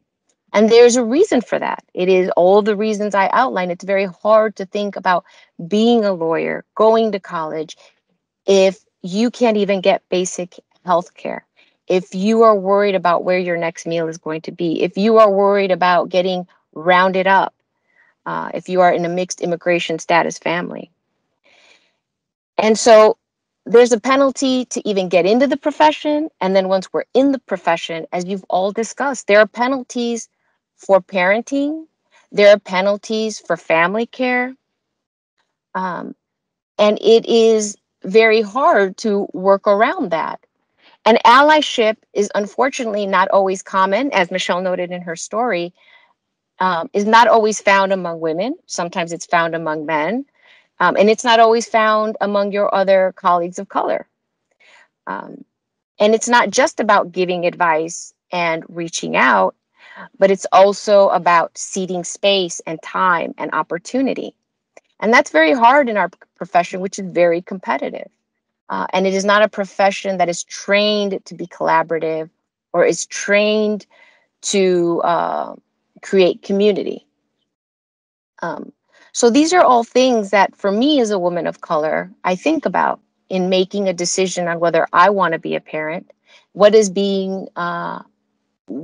maternal health look like for me when I go to, and it happens to me even today, I always get asked, or there's an assumption about my language accessibility, about my immigration status. It's very hard to even know that I want to go through that process and then have a child and bring it into a world in which I am under attack. And so I know I'm being a bit hyperbolic in my statements, but I really hope that you all walk away not only thinking about what you can do to support and be allies to all women of all colors and all races, but also take a moment to understand and appreciate the challenges that may be invisible to you because you're not of that community or of that faith or of that racial or ethnic background, that may be at the heart of what are barriers for them. And one thing I do want to drive home, I was very struck that a lot of folks, and it's very important to reach out and reach back. But one of the things we don't talk about is something I had mentioned a moment ago, which is the opting people out or not ceding space. I've seen a lot, and I see this a lot with a lot of my colleagues who are parents. And my contribution, I try to, is not to opt them out, is, oh, well, they have kids or they are taking care of a parent, so they can't do it. And I always remind people that we shouldn't be in the business of opting people out. But that's just half the story. I think the other part that we have to do is not only be cognizant and reach out and help, but also cede space and opportunity. And I think that that is harder for us to do because for many of us, those opportunities are few and far between. But if we're really going to be successful and really be a champion for each other at every stage of our life, if we're parenting, not parenting, if we're at the start of our career, at the end of career, it's not just about giving advice. It's not just about standing up, but sometimes it's simply about ceding space and ceding opportunities for other folks to be able to step up and take those opportunities. And so there's much more I could say about reproductive health. There's much more I could say about where we are in the profession. But I just wanted to share that because for someone like me who may be in a position that you are all in right now as parents, those are some of the things I struggle with. And I have very fervent debates with my partner about who has approached it very differently. So with that, I will stop there. And I don't know, I don't know if there's a moment for a question or something like that. Araceli, thank you so much. I know Professor Sweeney is going to come in and close the session down and see if there's any questions before we close. But that was a wonderful presentation. Thank you so much. And I can't wait to see you at our next meeting also. Thank you. Yes. So this is us winding down the program. I just wanted to thank all of our speakers and all of you who attended. And asked great questions and gave feedback and kept the conversation going. And I hope that this is just the beginning of more conversations. As I said earlier, I'm happy to be a point person for anyone who wants to, thanks, Laura, who wants to get more information or volunteer or needs help with anything that I am happy to farm out if I can't help to. We have so many resources that are here today and that we are able to connect with. So thank you all, and for our speakers. Again, thank you so much for your participation, and we've asked for your mailing addresses so we can send you little gifts because we appreciate your time so much. And thank you to all our promotional sponsors who helped us get the word out. Putting on a virtual conference is so cheap compared to an in-person one. It's crazy. But we really needed more help to get the word out, and they did such a fantastic job. For our audience has come from such a wide variety of different backgrounds and even jurisdiction, lawyer talking, geographical locations. We're just thrilled to have been able to put this on for everybody. And thank you very much, everyone, for attending and participating.